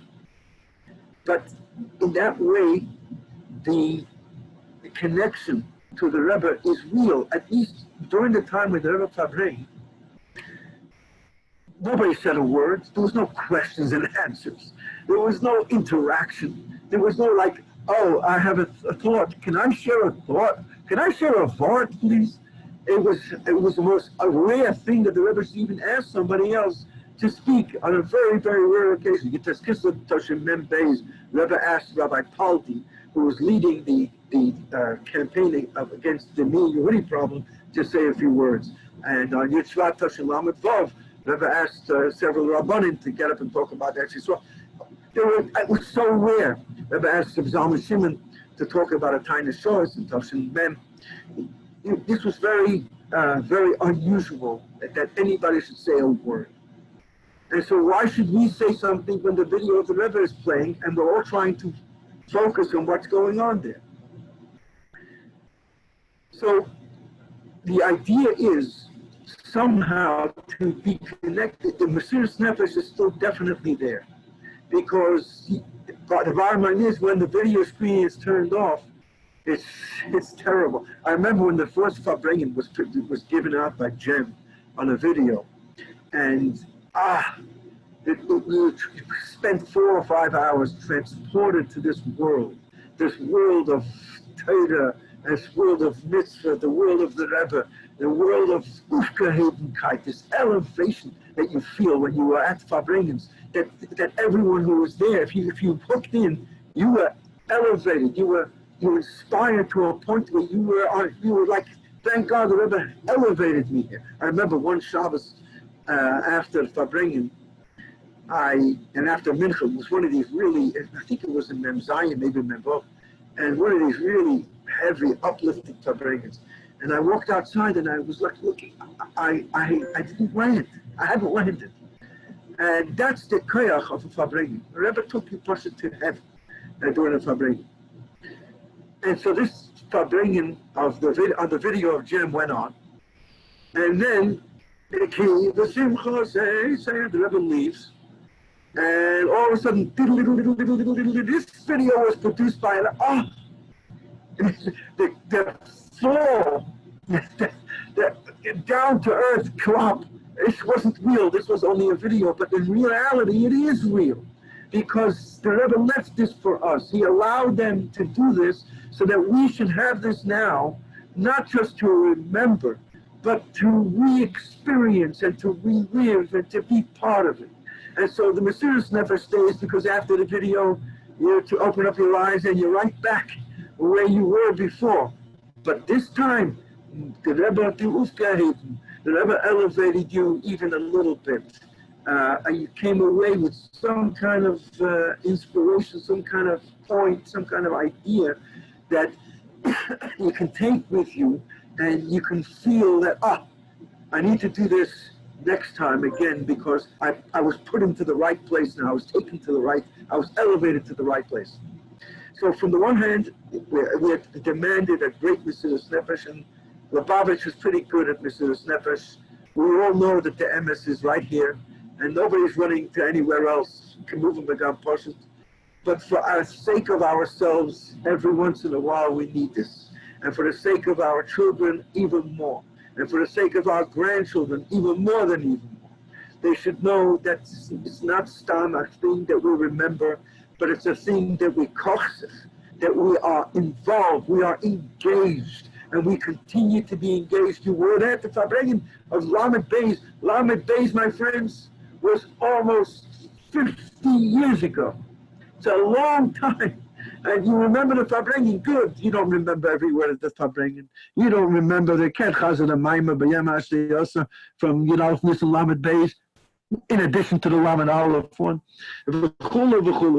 So there's something to be found in every single one of these Farbrengens, and try it.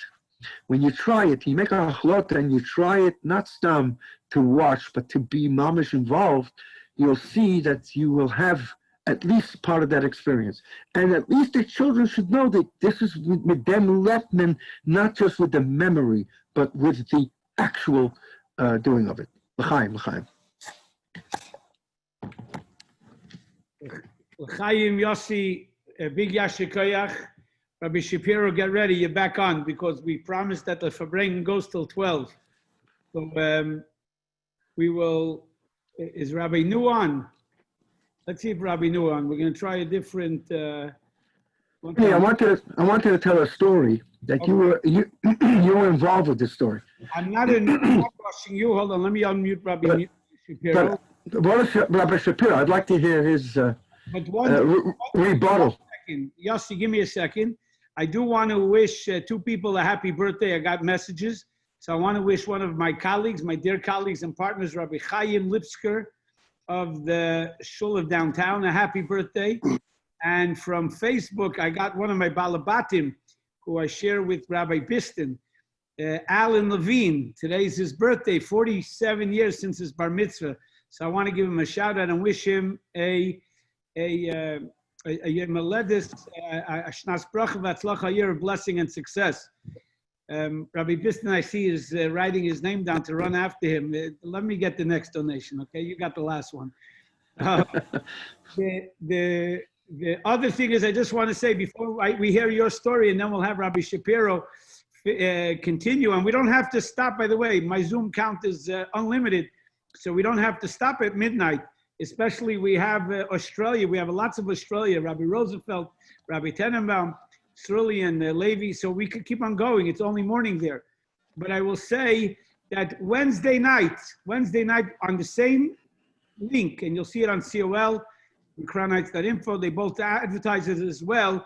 We're having a very, very special evening, again, a global lecture on Siyum Rambam and Mashiach. So we hope we have a young rising star who's going to be one of our guest speakers. So we hope you'll join us. Rabbi Lou, tell us your story. It better be a good one. And then we go to Rabbi Shapiro. Don't go away. Hold on. Let's see if Rabbi Shapiro has something to add to what I just said. Rabbi Shapiro, your rebuttal. I unmuted, yes. Well, I think it's very good what you said. You mean from that Farbrengen? Can you hear me? Yeah. We hear you. You mean about the Farbrengen from Tov Shalom at Beis? That's what you're talking about? It's like you said. It's like you said it. All right, there you go. So, guys, it can happen. That's all. I don't think I'm any more special than anybody else. And I felt it. I'd experienced it. Try it. At least try it. If you don't feel it, you'll learn something for sure. And you'll spend a couple of hours with the Rebbe. That's zicher good. When you get to the Maisa, this is a Meredika Maisa that happened about 13 years ago. Penny and I were in Poland we were on the southern region March of the Living. And we were the rabbis, the shluchim, that went with the students there. And we were going to spend the Shabbos in Krakow. And just a couple of months before we were there for the Shabbos after Pesach. So for a couple of months before, new shliach, who's today the veteran shliach there, Eliezer Gurari, the son of Yechon Gurari from Cologne. So he was the shliach appointed to Krakow.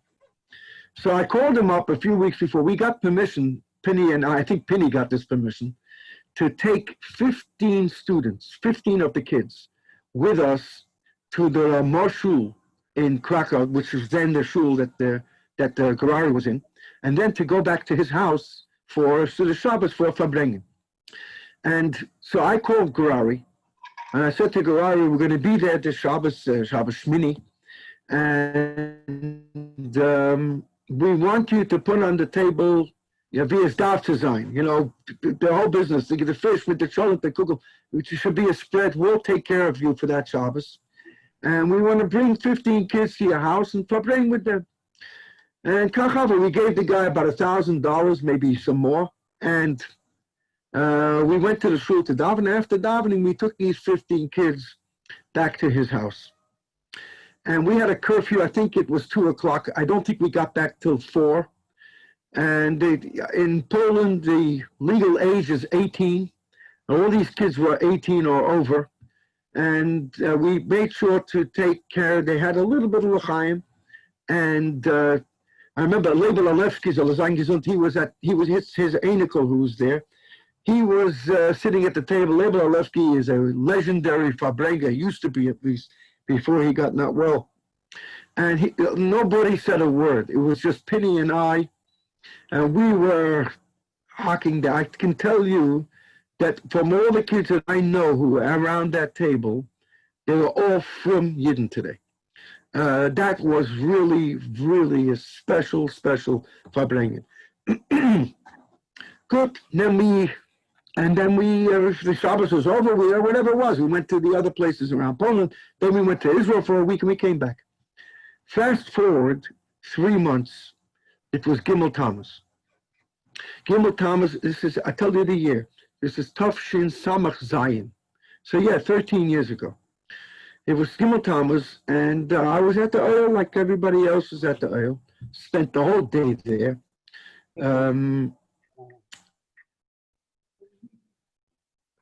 I spent the whole day at the oil from early in the morning. I went to David Shachris there, and then to learn a mimer, to write the pond, stand on the line for hours, and then before and after. You know, that's the Gimel Tammuz routine. And I was leaving the oil. I left one of the tents. I walked out towards the street to go back.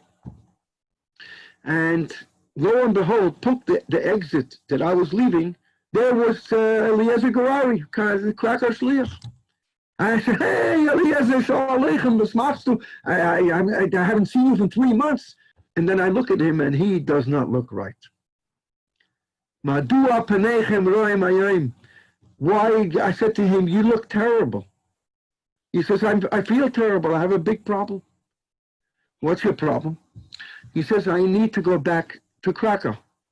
I said, oh, Krakow, that's where we had the big Farbrengen, and the Beis HaKvoros of the Ramah, and the Bach over there, the places Yomtiv, and this dead shul, and that dead shul, and that standing memorial for what life used to be like. I started going through all the different things that we experienced in Krakow, and this Farbrengen that we had in his house, and like we were there for 1 or 2 days.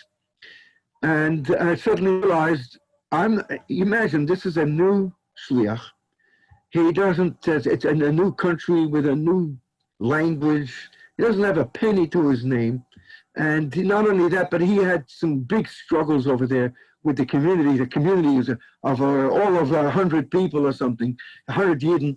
And they were fighting him tooth and nail, still are. And, you know, he doesn't have a friend, and he doesn't have a little family, little kids. He had little children, and he's thinking to himself, it's the first time he came to the United States since he went out, and he's depressed. He's got to go back, and that's a big problem for a shliach who's just starting out. Mesiras nefesh. And in my mind, it's all going through in my head. I'm saying to myself, there's a reason why I, of all people, went out of this exit to be able to meet with him, so I should be able to give him something, some kind of chizuk, some kind of inspiration. And what am I going to say? Just that, at that moment, coming from the street towards the oil, was one of the Dera Shvi's great shluchim, Olav Shalom, Yossi, who Pashat enjoyed doing favors for another Yid, a person who invested himself in building some of the most beautiful mosques around the world. And I was very close with him. He's much older than me, about 10 years older than me, but I had a very close relationship. He had been in my house in Atlanta several times. Anyway, Yossi, Shalom Aleichem. So good to see. Oh, by the way, let me introduce you to the Shliach over here, the Shliach of Krakow, his garage.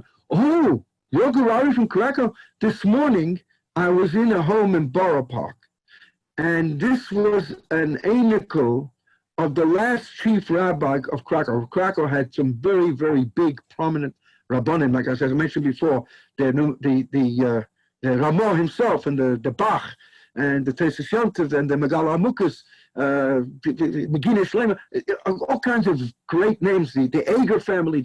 Anyway, so it was known for their rabbanim were the big Gedolei Yisrael. And this guy was, I don't know who the last chief rabbi was, but he said that I was in this guy's house, an amical from the last chief rabbi, and he said to me that I heard that Chabad moved to Krakow, and I want to donate a Sefer Torah, Le'ilin Nishmas, my grandfather.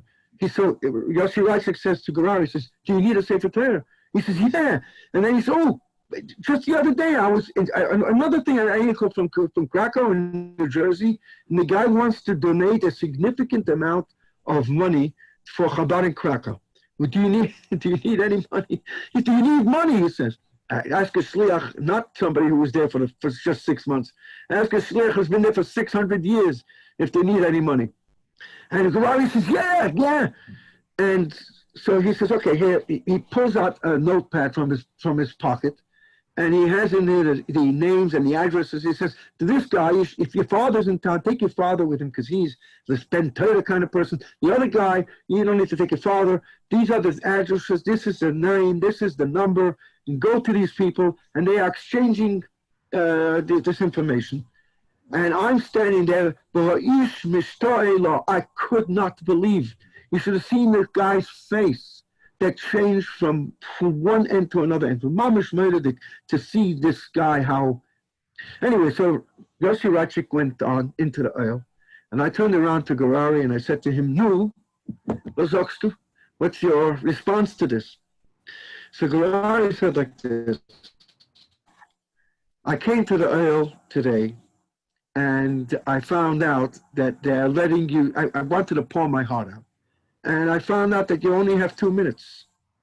And within the 2 minutes, they keep on reminding you, 30 seconds have passed, 1.5 minutes to go. You can't even concentrate and focus to do anything. It's just, it's a quick in and out. It's like getting $1 and going out. So he said, I decided I'm not writing it, Zettel. I can't stand there and read it. And I stood at the oil in my 2 minutes, and I said over and over again, Rebbe, I need a Sefer Torah and I need money. That will make me happy. That's all I said. And before I leave the premise, they are both in my hands. And in case you might wonder if this is a true story, you could go to your favorite Chabad news site and put in 2009 Sefer Torah Krakow. And you'll see the pictures. In the meantime, Yossi Ratchik passed away, and the guy agreed to do the Sefer Torah in his memory. And they made it in 2009, Tovshin Samach Tes, right after Pesach. That Kufa. I wasn't there in Krakow. That was the 1 year I did not go in the few years that I would go on this program. I was in Krakow about 3 years ago. And I was in the shul with Eliezer Gurari, and he comes over to me and says, I'm not sure you remember, but 10 years ago on Gimel Tammuz, I was at the oil. I said, stop. I said, you're not sure if I remember. It was a Meifus Goli that happened in front of my eyes. I can't even take the credit for it. I just introduced you to Yossi Ratchik, and the rest is history. Mamish set him up, by the way, he set him up on a path that Indian, he still lays from that Sefer Torah, and Baruch Hashem was able to straighten himself out. But that was a complete turnaround. And so the Nakuda of this Maisa is that when you Parshit call out from the bottom of your heart, you have a point by Yizaku al Hashem Batzar Lohem. It's Batzar, you're climbing walls, and you don't know how much more you can climb. You've done all Shlos Meken. We have a Fata, we have a Tata who looks at our Mesiras Nefesh, and the Tata says, listen here, Kinderlach, what do you need? Just tell me. Just keep me informed, and you'll see that I will come to help you. So there's Eibishter helfen. I know we're talking about Mesiras Nefesh, you base Tammuz. Mesiras Nefesh is genug Mesiras Nefesh. Mesiras Nefesh we're too good at Mesiras Nefesh, unfortunately. Now we need to find a time where we should have Taka, everything that we need, B'teiv, Anidav, and Nigla, Kipshutei Mamish. And the most important thing that we need is that the Rebbe should come back and put an end to this Mesiras Nefesh Tenur and an end to missing him, and we should be able to Farbrengen with the Rebbe, take it from Miyad Mamish. L'chaim. Chaim Yossi, beautiful. L'chaim. By the way, Rabbi Alevsky, Chaim Baruch posted the link for the Torah. I have actually a request on the chat. We're going to allow Rabbi Shapiro to conclude the Farbrengen. Again, there's no time, so you keep on going. We have over 300 people on. We almost hit 350 tonight. And I just want to say that I do have a request from somebody who wrote, can you ask Rabbi Shapiro to finish off the story from Odessa? I didn't notice that you didn't finish it, but the question is, can you ask Rabbi Shapiro to finish the story with the Sefer in Odessa? But Rabbi Shapiro, I'm not telling you what to speak. This is your platform. And again, I thank each and every one of you for joining and hope you will join Wednesday night for more. And I wanted to also say that we're going to conclude with a niggin. Rabbi Frankfurter, my partner and colleague, is going to finish off by posting and sharing a niggin so that it doesn't get all muffled like it did before. Rabbi Shapiro, a good Yom Tov, l'chaim. L'chaim, l'chaim. You hear me? We hear you, we hear you. Okay. Now, the truth is, the story I finished, what I mentioned that there's more to it is the whole hachana to it. When we came to Odessa, it was right after Purim. And that day, there were a few people that were there that were arrested because it was, they made, underground, they made a Purim spiel. And the KGB found out about it, and there were many people arrested. And because of that, the danger was much more. So we came there, we couldn't even talk. We came there was in the house a blackboard with chalk that we would like to write to each other. So in this house that I mentioned before, we managed to talk. But there was another house there, the name was I forgot already. They had arrested the father. So the communication took place by writing on the blackboard, and you erase it, and the people answered, and they said because there's a car outside standing, picks up everything that we're talking. And this is talking those days in the MEMS. They pick up everything we're talking, therefore we have to be very careful. Later, the news in America had the news that there was in Odessa a whole incident, and I was there then. So the fear that was there, I didn't want to go into the detail, but the fear that was there to come there, and especially with that book, to come there there were raids in a few houses that people arrested. They came in, they tore off the mezuzahs from the houses, the KGB, and they looked through the cabinet, any food that was there that came from Israel, that had Yiddish words, they took it away. And it was very terrible. But we came in, we had matzah shmura that we brought along to give to people. So we gave this guy a box of matzah, 2 pounds of matzah. This person, his name was Kaufman actually. And the simcha that he had, that he's able to have shmura matzah, is unbelievable. So being there was living through Pasha, the matzah the way it was, that the fear that they had, just to continue in this line, one of the Farbrengens that we had many Farbrengens in different people's houses. One of the Farbrengens, there was a man there, actually spoke Yiddish, but he spoke like a Polish Yiddish. And he says, L'chaim to me. He says, L'chaim, L'chaim, the Eibishter soll helfen, soll rauskriegen von dannen. And then he says, I believe you'll get out. He thought it made me feel good. Imagine he's telling me, I think you'll get out. Not sure, but I hope you'll get out. So the fear that was there, the coming into Russia was very hard. In other words, the customs, it took us 2.5 hours by the customs. Every little thing that we brought in, they checked. As a matter of fact, I even bought a book in English, a tourist book for Russia. And I had that Rebbe's a picture and I put it into the book. And they looked through every page. So he was looking and looking with his hands, finger, and I saw he's going to get to that picture. I didn't know what's going to happen. He'll see the picture. And as he's moving his hands, a guy calls him. So he turns around and his fingers continued moving and the picture passed and it went through. Other things they didn't let us take through, we had to, in order to get there, to bring. So we brought along, I'll give you an example. We brought along ink for a sefer. What did we do? We bought shoe polish, emptied it out, and put ink for a sefer into the bottle as if we're taking shoe polish. Tzitzis. We took the tzitzis and we made it into a roll, and my wife bought 2 needles, and it was crocheting needles, and this is weak for crocheting. Everything had to be done in such a way. And they took away any svarim that we brought, they took away. But anyway, it was the body search, everything.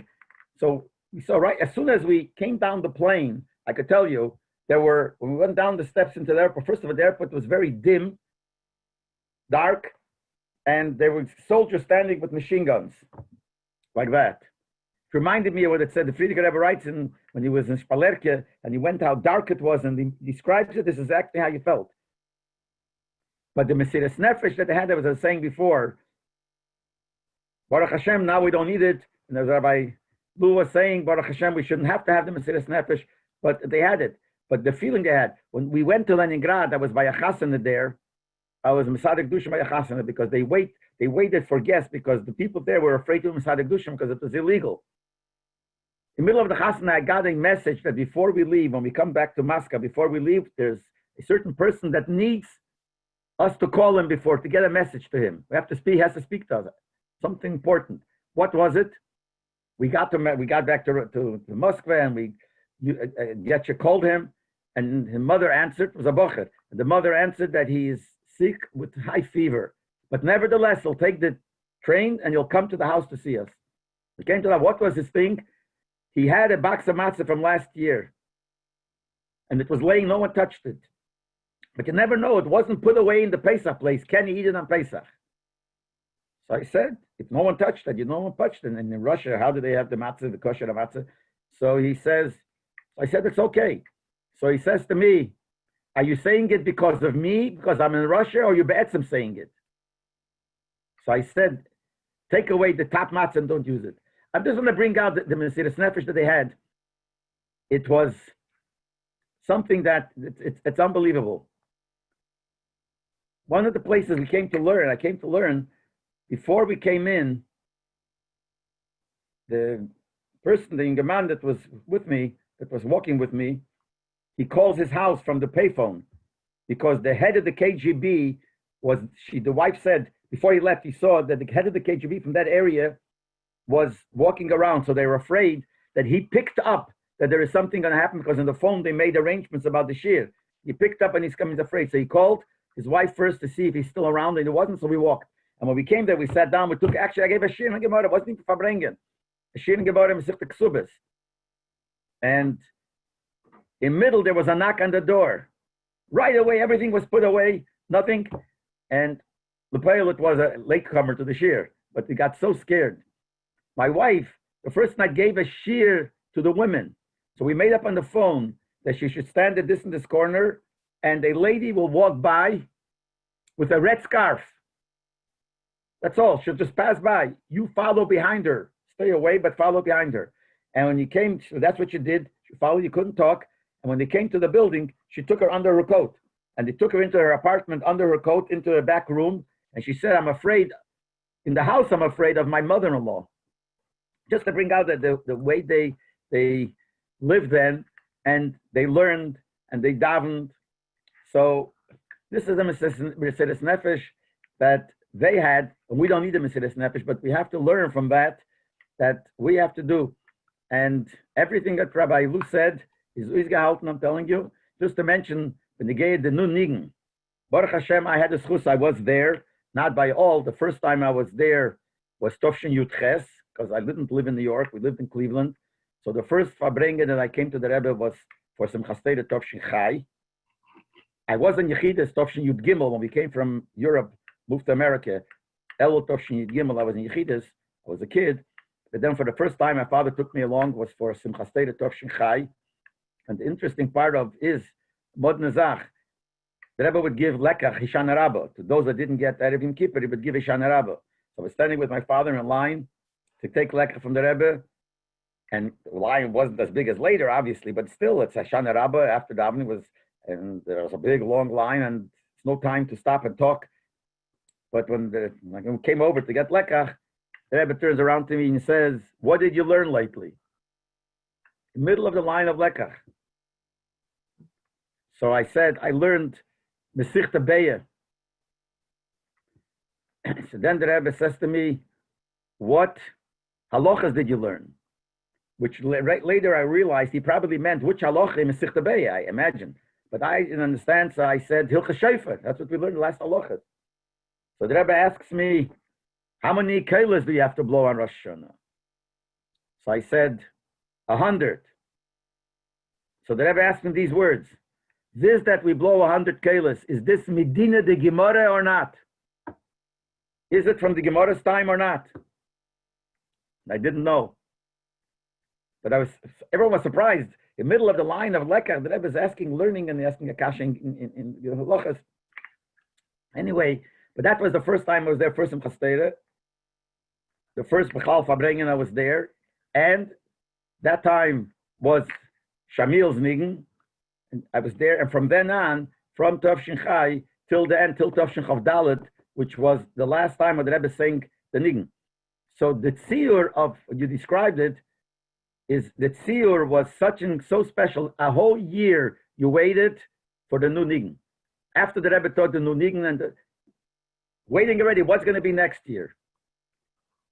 The tziyur was, it changed when it came to the, like I think Chav Gimel. It used to be that the Rebbe came out, it was after the Farbrengen, there was a Farbrengen, started around 9 o'clock, went about to 12:30 or something, 9:30. Then there was Hakofes, lasted till 3:30. Then the Rebbe went upstairs to eat the Suda by the apartment of the Friedrich Rebbe. And after the Suda, that's when the Rebbe came down. And the Rebbe came down, so those beginning, it was the first time that it happened, didn't even expect it. That's why it was like this, but I wasn't there. But this time, there was in middle of the shul. It wasn't where the Rebbe, but the Farbrengen. It was in middle of the shul.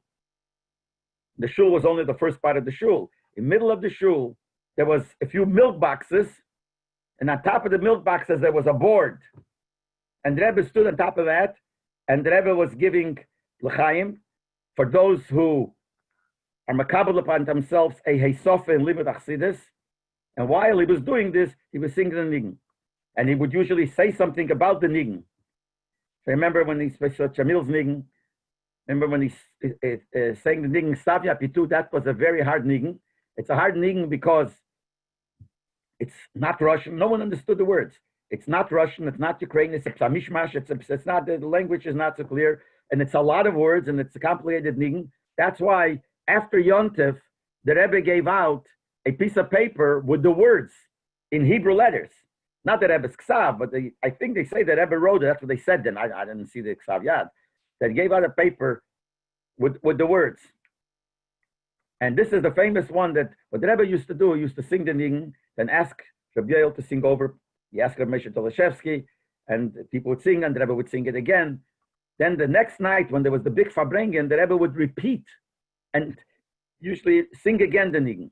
So by Stavya Pitu, I remember, this was Tov Chav Gimel, Stavya Pitu, the Rebbe sang it, and it was hard to catch. By the next night, by the Farbrengen, the Rebbe sang it over again, but I remember the way he did it. He sang it, and when he got to the words, so he came to the words, and he stopped, and he said, Das meint me mir und dir und dir und dir, oh davati.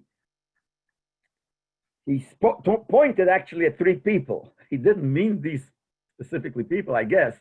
He meant like all three parts of the shul. I remember the last time when he came down to sing the nigen, this was Tov Chav Dalet. So when the Rebbe walked down, and right in the beginning, I saw that it's going to be over, that this is the last time. You could see it. He came down, and the first thing he started saying, that you should know that this is mashke that I'm giving is not for everybody. It's only for those who take upon themselves a hisof and limud Chassidus. Because what used to happen, everybody got into the line. Even little kids were standing in the line.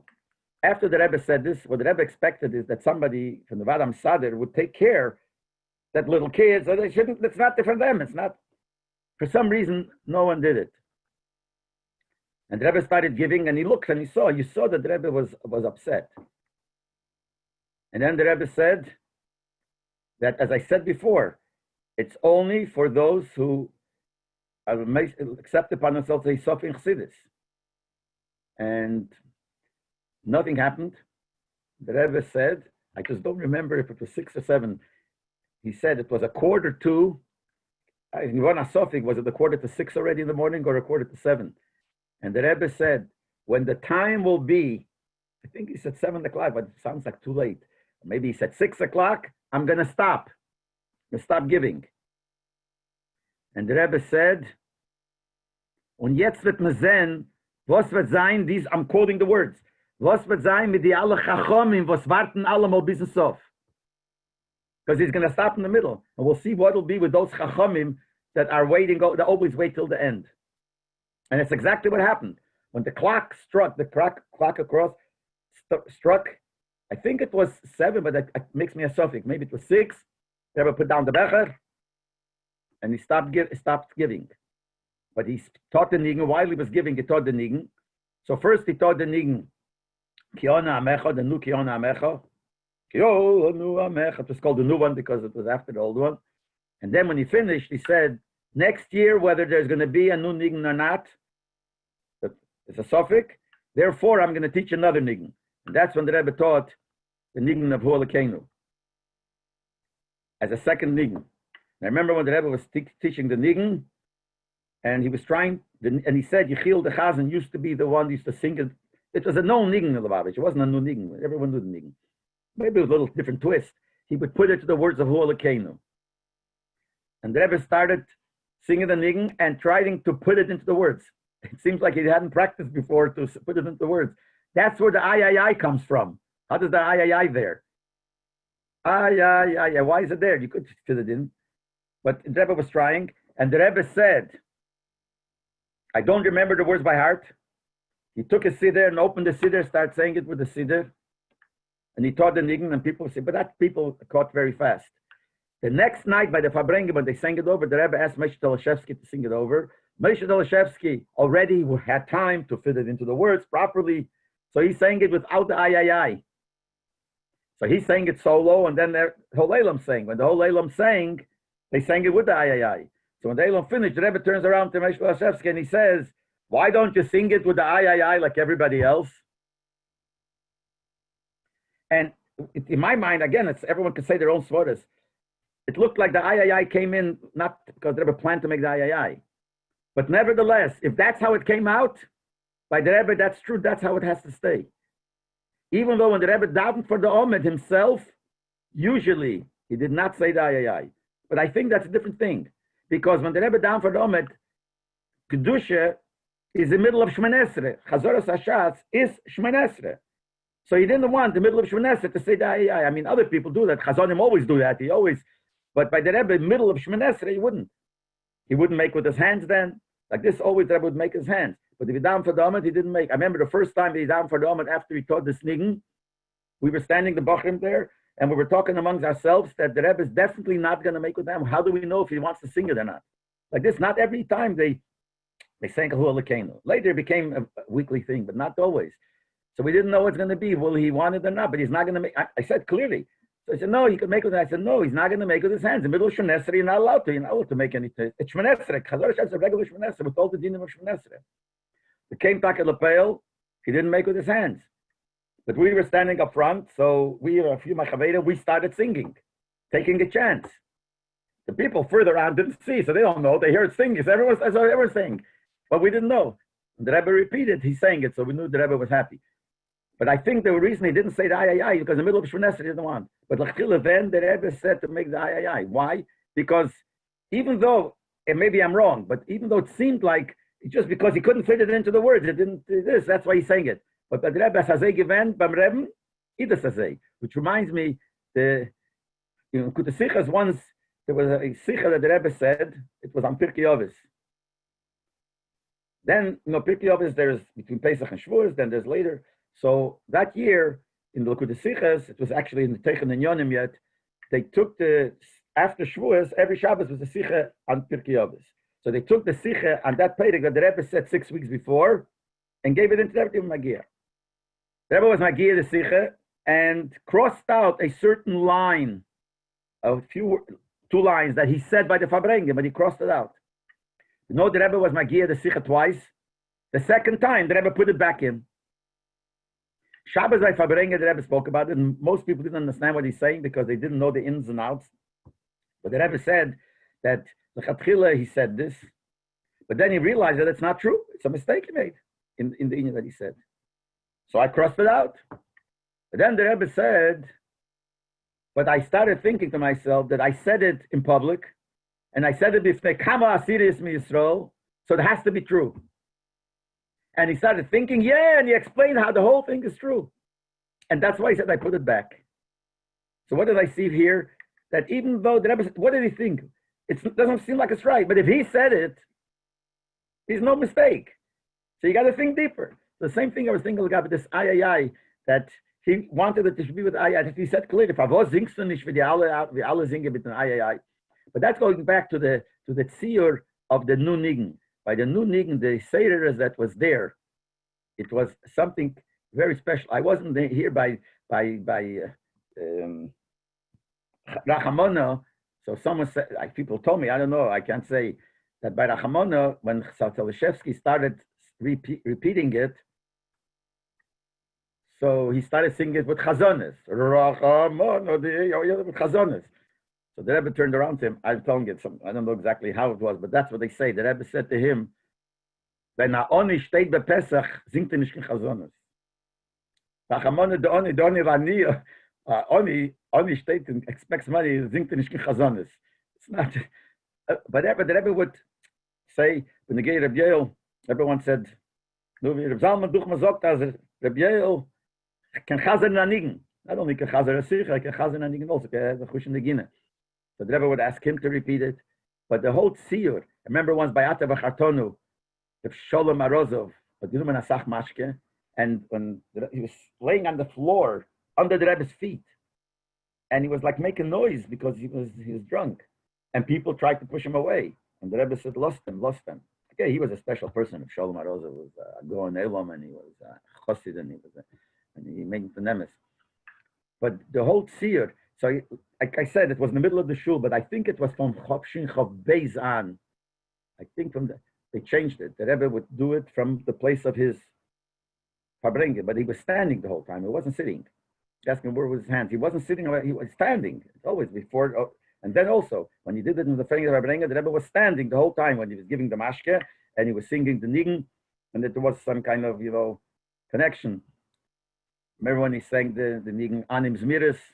And he told the story about this guy, Chassidus, who was Motzim Kippur, standing there a whole night and singing this nigen. So it was always Akdome. Anyway, when the Rebbe, just going to finish, when the Rebbe spoke about stopping to be Magil Likutei Sichos, Tovshin Lamed, Simchas Torah Tovshin Lamed Beis, he said there are a few things that he stopped, and he was really like upset why no one bothered him about it. One of the things he said was, he stopped giving Chanukah geld to the Bochrim. He used to give Chanukah geld every Chanukah, the 5th Licht, he used to give it for the Bochrim Mulam Chassidus. He said he stopped saying Maimorim. Like this used to be a Maimer every Shabbos Mevorchim, and every day with the Pagre. And that year, Tovshin Chof Hei,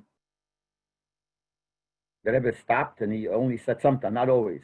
And he used the Loshen, and what I do is, I chaparai na Maimer ke en siche. I don't know which word he used, but it was an expression that I felt good about because it was we who wrote the Hanochas made up that expression. Where did it come with the expression? Maimer ken siche, or siche ken maimer, whichever we did. We made it up. We wanted to say it's a maimer, but it's not a not a maimer. So the Rebbe said, "Chaptarain a maimer ken siche," and then also one of the things is about the Naya Nigen, that he had to stop it. And now also you say timing to stopping the siches and the Rebbe complained why no one bothered, no one cared. Now, I don't know if no one cared or not. I wrote to the Rebbe, not, Weiss does not, but the Rebbe, in other words, himself felt bad, and he stopped it. And like I said before, why did he stop it? Because the whole thing was during the time when he's giving the mashke for Chassidus, and it didn't. The people were continuing, the kids were continuing in the line, and the Rebbe was, you could see, wasn't so happy then. When it came the year later, after Hakofas, the Rebbe said, like I said last year, that there's not going to be a new nigen. Therefore, he started. Now here there's the Chilukei Days, exactly which nigen he started. But he said, like I said last year, there's not going to be the new nigen. And another thing, we were wondering when it came to Yom Kippur, which Kiona Amecha does the Rebbe want us to sing? Till then, they sang always the old Kiona Amecha. Now that the Rebbe taught, so I'm telling you what I think. It's my own, what I observed. I was waiting, and I looked, standing there looking at the Rebbe, what's going to happen? I think that the Rebbe wanted the new one. But the people don't know. The crowd in the back doesn't see, doesn't know. So they don't know. So everyone started the old and the Rebbe continued and made his hands. Father, what makes me say nak? Because I looked at the Rebbe when it came to Kiyon HaMecha, this is what the Rebbe did. Like that. Not like this. In other words, Kiyon HaMecha. It looked like it. But I'm telling you like this. The pale in where the Rebbe, a lot of times like that. If it didn't go, he can't dict. It's not. Anyway, but this is something which I want to just confirm that waiting for the new Nigen was a moment that everybody was waiting for, something special. Now, could be that the specialty of this, why everyone was waiting for that, is not because of the Nefesh Elokis, maybe because of Nefesh Amis. The Nefesh Elokis maybe should be Kiyas, because it was so geschmack. It was such an enjoyable thing. See, you can't say Kiyas was enjoyable. Kiyas was Heilig. Hakofes was also enjoyable, a different type. It's a Hakofes. This one had a special episode, a special Tainug. And the new Nigen, it's more even push Gashmi is for the person that's geschmack. So could be that, and also because it's anyway, the bottom line is the Tammuz of the Welt and the Tammuz of Shin Pei, and we heard everything from Rabbi Lu. It's after Gimel Tammuz, 26 after Gimel Tammuz, und sie geht mit dem ganzen Sturm, and we're able to. And he brought out the point. I just, when they gave the videos and the pictures as always, we gave videos of them past the Zogen exactly what it says in the Medrash. Lehoya ha'elam royo leishtamish b'zov, le'nitno zov, le'nivra zov, ela b'shvil beis hamikdash. And the Rebbe writes, Hagam, till they build the beis hamikdash with zov. You know how many avodah zaras were made with zov? They use it all, but that's that b'chira. Abish doesn't take away b'chira. But the whole purpose is, I think the whole mitzvah, why is there such a thing as videos, is because of this, because of after Gimel Tammuz. I too, do you know what they could use videos, the internet, the can use them about. The Zohar was also used, Poshet for Avodah Zarah, for all kinds of things. But the purpose was the Beis Hamikdash. It's the purpose that we have things that we could see. It's like only a demus, only a shadow, but it gives you some feeling that could give you. So it's something that's very important. So we just want to second the motion and finish off with that. So l'chaim, l'chaim. L'chaim, l'chaim. Rabbi Schapiro, we're not necessarily finished yet. This is unlimited Zoom. I know, but Rabbi Luke could continue. We could go till B'dikas Chometz if you want, but we actually have a question, and we could maybe wait till the next Yom of the Pagra. I just want to say a couple of things. First of all, tonight was really very special. It was priceless. And for those who want to hear more Rabbi Schapiro, there's a zichronis. I think you've been slacking off a little bit. I haven't gotten it in a couple of weeks. Unless you slacking off, I stopped. It stopped when it stopped with the corona. I stopped it. I was busy. So then, when he stopped, hey, the Rebbe wouldn't let you stop. I'm not letting you stop. So now I'm telling you, Rabbi Schapiro, start giving, because it's something I look forward to. I listen in the car. I really thank you tonight.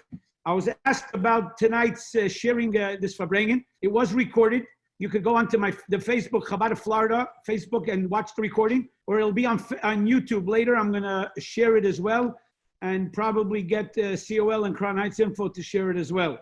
I want to just, last thing from me is when you talked about the shoe polish and all that, I was actually in Eretz Achim, one of the ones who packed up the shoe polish.